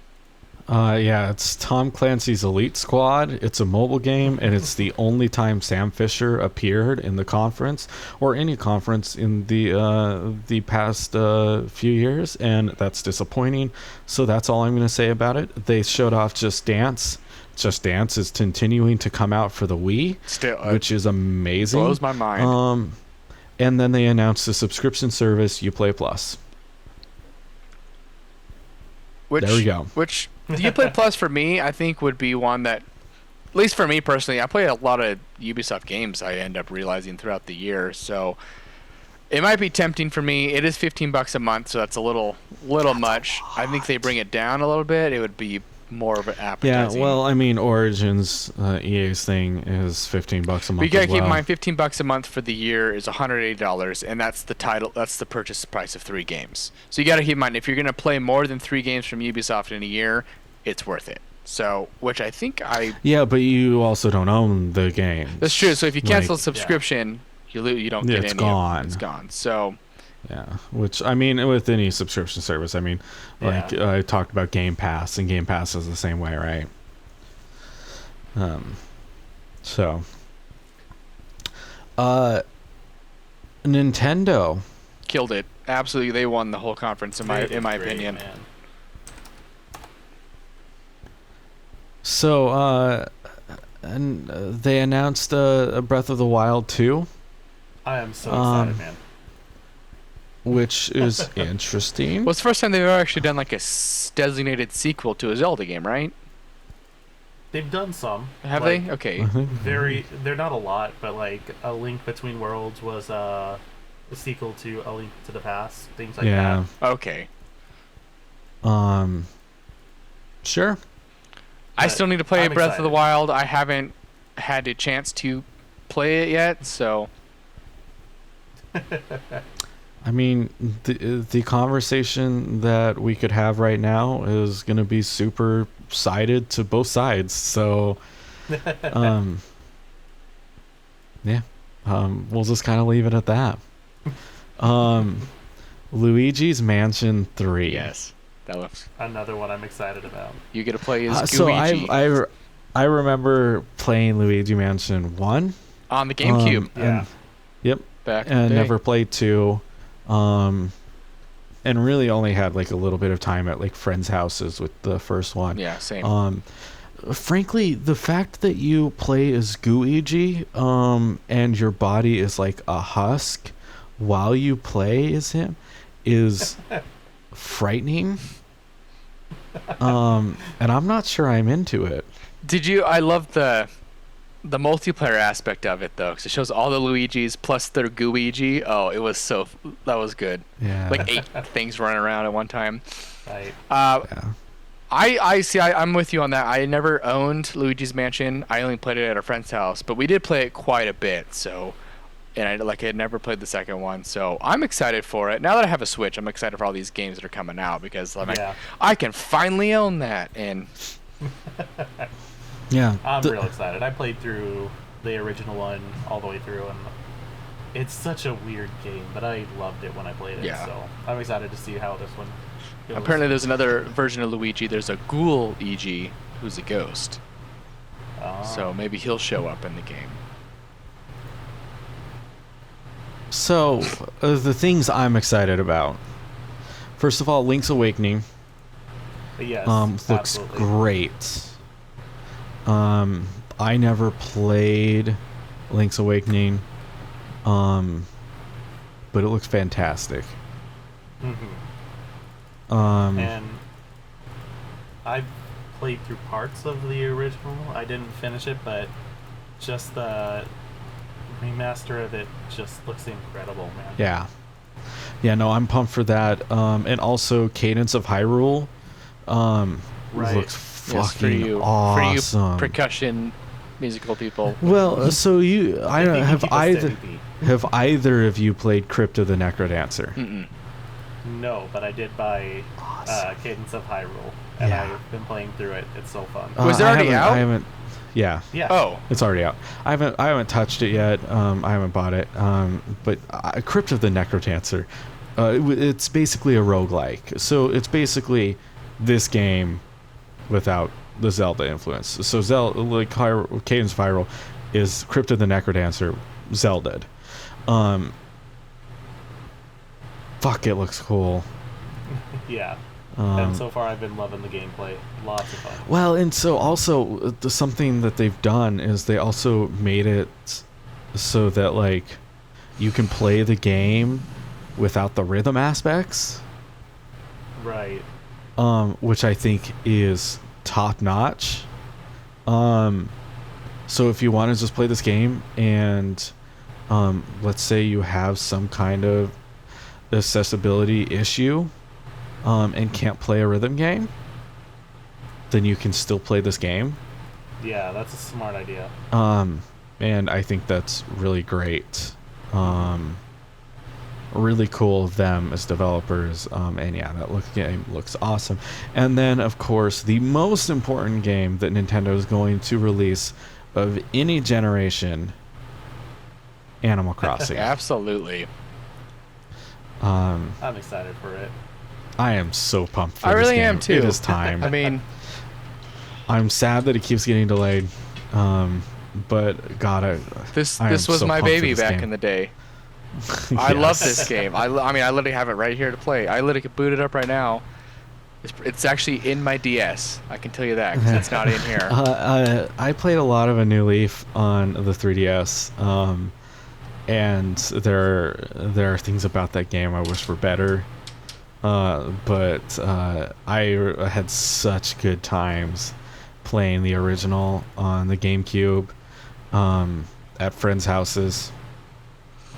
Well, I'm just excited it was that like all of us have a Switch and all of us are super excited Right. about excuse me, Animal Crossing that we could actually, because that was my issue when I had it on the DS. I didn't have friends to play it with, so it was super fun, but a lot of the stuff, like upgrades for the Tom Nook store, like required trading with friends, and I wasn't able to experience that game too. I didn't like, have any friends when I was a kid. I didn't have any friends, but I didn't have any friends that like had it, because like I got cause the DS was like a brand new thing, and like I was like the only one I really knew that had it.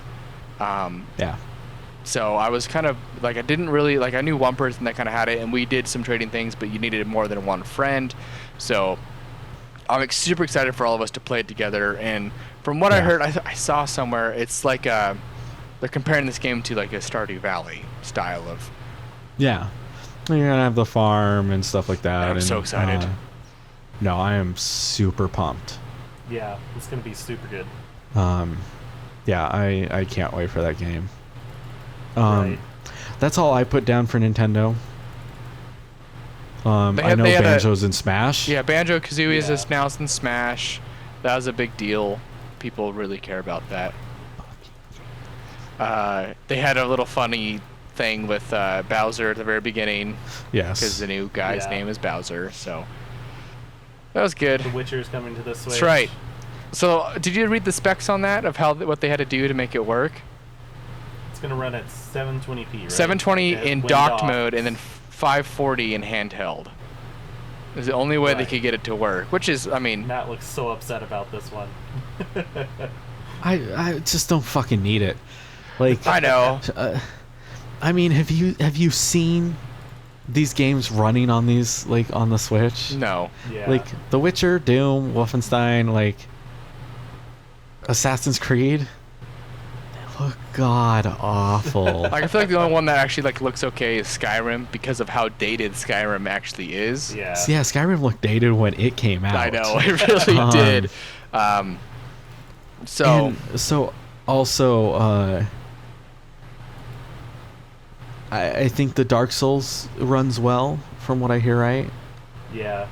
The controls are a little weird just because if you're using a Joy-Con, they're not as great as some of the other controllers, but it does work well. Did you see the Joy-Con attachments, like the grip the actual controllers? Yeah. Oh my gosh, Jesus it Christ. looks ridiculous.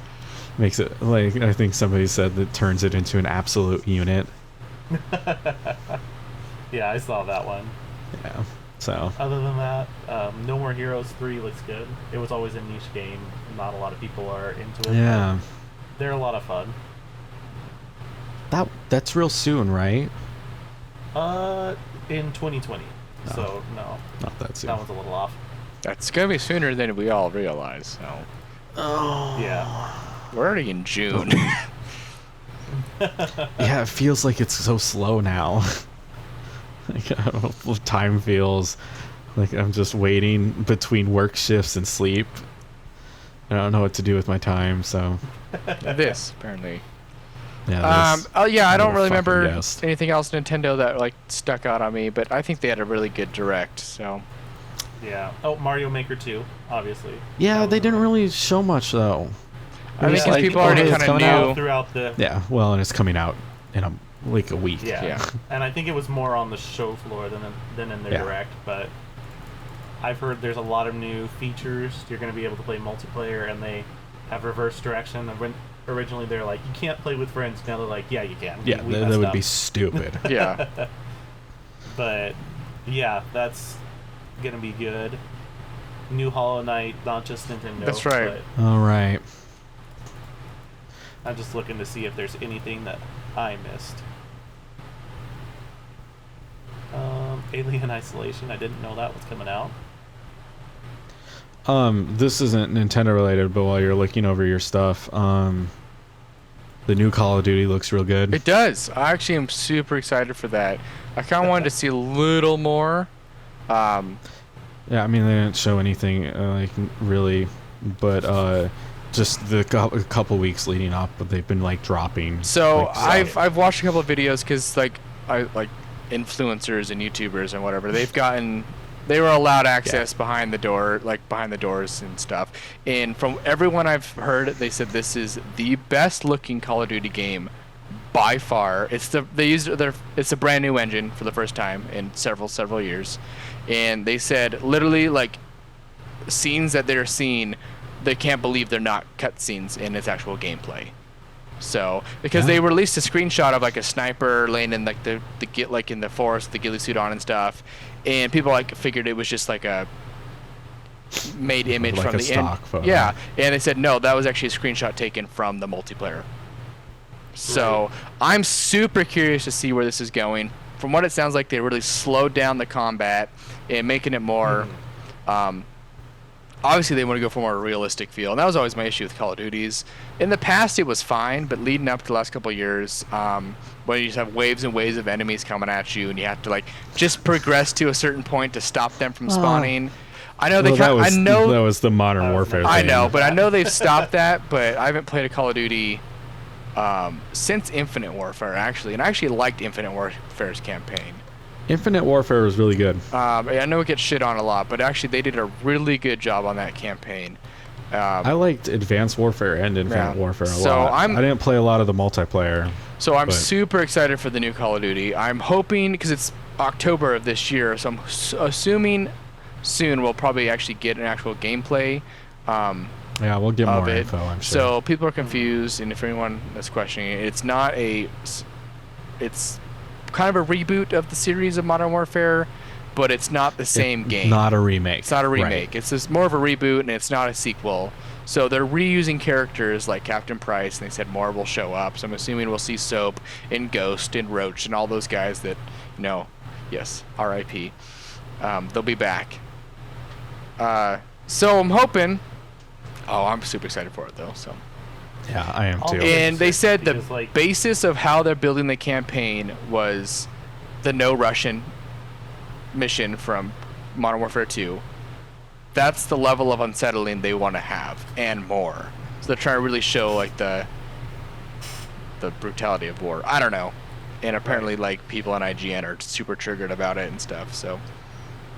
Well, a couple things on that. Like, first of all, I'm excited to see that they're actually going for a non-Infinite Wave style game. Oh, I know. I couldn't play through the campaigns because I hated that. I loved the stories, but I hated that aspect. But the only problem I have is I hope they don't go as unsettling as they can just to go unsettling. Otherwise, it's like that would be just fucking edgy, man. Right, edgelords, man. Do you want to perform some torture? You want to waterboard a baby? Oh man. Yeah, stupid baby. Let's take it. I'm just kidding. No, I'm super excited for that, and I know because that really didn't show up here because it was announced before E3, but we haven't really talked about it. So, good call. Call of Duty, Modern Warfare. Captain Price is back. My boy. Yeah. No. Any other things that you want to mention? I think that's all I got. Cool. All good. Well, upcoming games. Let's kind of list. So coming up, I don't know entirely when this will hit the airwaves, but yeah. So June 20th is My Friend Pedro. Actually, hold on before we get there because that's a Devolver game. Devolver did their thing. They released a collection of bootleg games of their own games. So like rip off bootleg versions in a collection for like $5. But if you bought it the day of the conference, you got like it 1% off. Oh, Devolver. Like it went from $4.99 to $4.94 or something like that. Yeah, it was something really stupid. Oh, Devolver. You guys. So yeah, it was. They've gone off the rails. They need to be stopped. Other than that, I didn't really see anything that I thought was like super interesting, but I just wanted to mention that. Yeah, but speaking of Devolver, My Friend Pedro is June 20th. The game looks good. If you listen to my PAX recap from last year, you will see why that game is a kind of a bitter experience for me. But you can find that. Crash Team Racing is the 21st. Super excited for that. See, I didn't grow up playing Mario Kart. I grew up playing this game. So I didn't grow up playing either. So like Crash Bandicoot was my series back in the day on PlayStation. So, my brother and I played this so much. So I'm super excited, and everything I've heard from it is this is a fantastic remake of a game. So. Did Sonic Racing ever come out? I think so. Sonic Team Racing? 'Cause I saw someone playing it, I think. I think I saw Angry Joe. I played that at PAX. I think I saw Angry Joe playing it. The worst racer I've ever played in my life. Oh, that's something I forgot about Nintendo. They're doing the Summer Olympics game with Mario and Sonic and all those guys. Of course. Yeah. And Sonic still is wearing shoes while he's surfing, but Mario managed to ditch the shoes and the shirt, so... Bloodstained Ritual of the Night it comes out the 25th. That's the spiritual successor to Castlevania. So it comes out for the Switch on the 25th. It is already out on everything else. And I've heard it's neat. I don't have like a lot of nostalgia for Castlevania. So I don't know. I haven't looked too much into it, but I've seen people online talking about it. So could be cool. Yeah. Might not be. Who knows? Super Mario Maker 2, June 28th, I think is the next big thing. I think I'm gonna give this some time before I think about hopping on board. I want other people to kind of exist with the creation tools, and also the multiplayer and the networking and stuff like that before I'm like, oh yes, I want to get in this. Right. It's like the thing is like the Wii U with the giant handheld thing worked really well because you had all of this stuff. You could make a change and then instantly play it on the screen, right? Or on the TV. And this is just a little bit different because now that change is going to have to happen in your hands. Right. And you're not going to be able to, do it on the touch screen and then have it on the TV. So we'll see how that all works. If it works as well. The touchscreen controls on the Switch are actually really good. And then the controller creation tools are kind of like, they're not there yet. So you're better off using the touchscreen, obviously. Right, yeah. And the thing is like I said, like you just can't do that, dock it, right? Grab another controller, play it, put that down controller, pull out the dock. I mean, you can. It's just an extra step. Yeah, and that's a big extra step. Convenient. Yeah. So we'll see. Every time you'll have to repair stuff and stuff like that. Okay, well. Yeah. We did it. Yeah. We did it. We recorded a podcast. We did. We're still here. We made it. We made it through E3. And if you made it to this far of the episode, thank you. Yes. We expect you to. Yeah, I mean, overall, E3 was interesting. Like it always is. Yeah, I can't say anything super negative. I can't say anything super positive. Dr. Disrespect got banned off Twitch, which is awesome. This guy is a fucking tool. Yeah, why don't you think before you do something like that? I think he knew. Because I read an article, I think on Kotaku yesterday, that was like he's been on Twitter joking about it and already has new Twitch emotes of him at a urinal, and stuff like that, and he hasn't broken character on it, and he's gonna come back bigger than ever. That's what he does. That's what he did last time. Basically, yeah. I mean that one was a little more serious, but every Twitch personality that gets banned and then comes back has a bigger following when they come back. So I think he knew exactly what he was doing. I think they should just leave him banned. Yeah. Make him find another outlet. Yeah, but it's But- also The lost only way money that for it's gonna them make a too. change. So I know.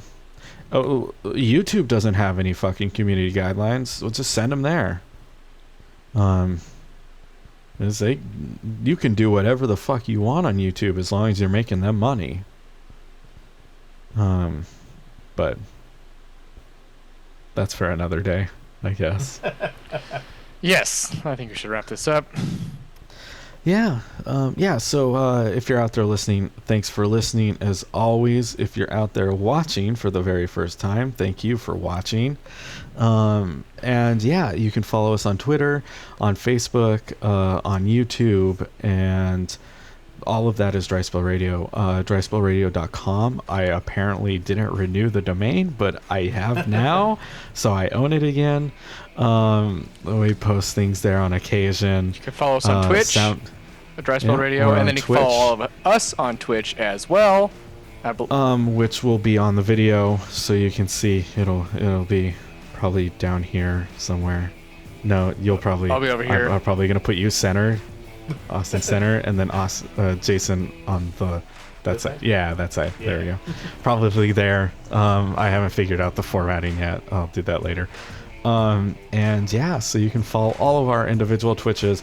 There is a main Twitch, Dry Spell Radio. If you follow that, it hosts all of us when we do stream. On the occasion that we do, I think that's it. SoundCloud.com/Dry Spell Radio, and we're also on iTunes Podcasts, Google Podcasts, and I think that's it. But as long as you're using a major podcast player, if you want to should be find able to us, it's not hard, is what we're trying to say. Just fucking Google Dry Spell Radio. We're there. But anyways, thanks for listening. Thanks for watching. Thanks for supporting. My Bitcoin ID is... No, I'm kidding. Our Patreon is... no. Yes. Yeah, and so I think that does it for us. Thanks for listening, and bye.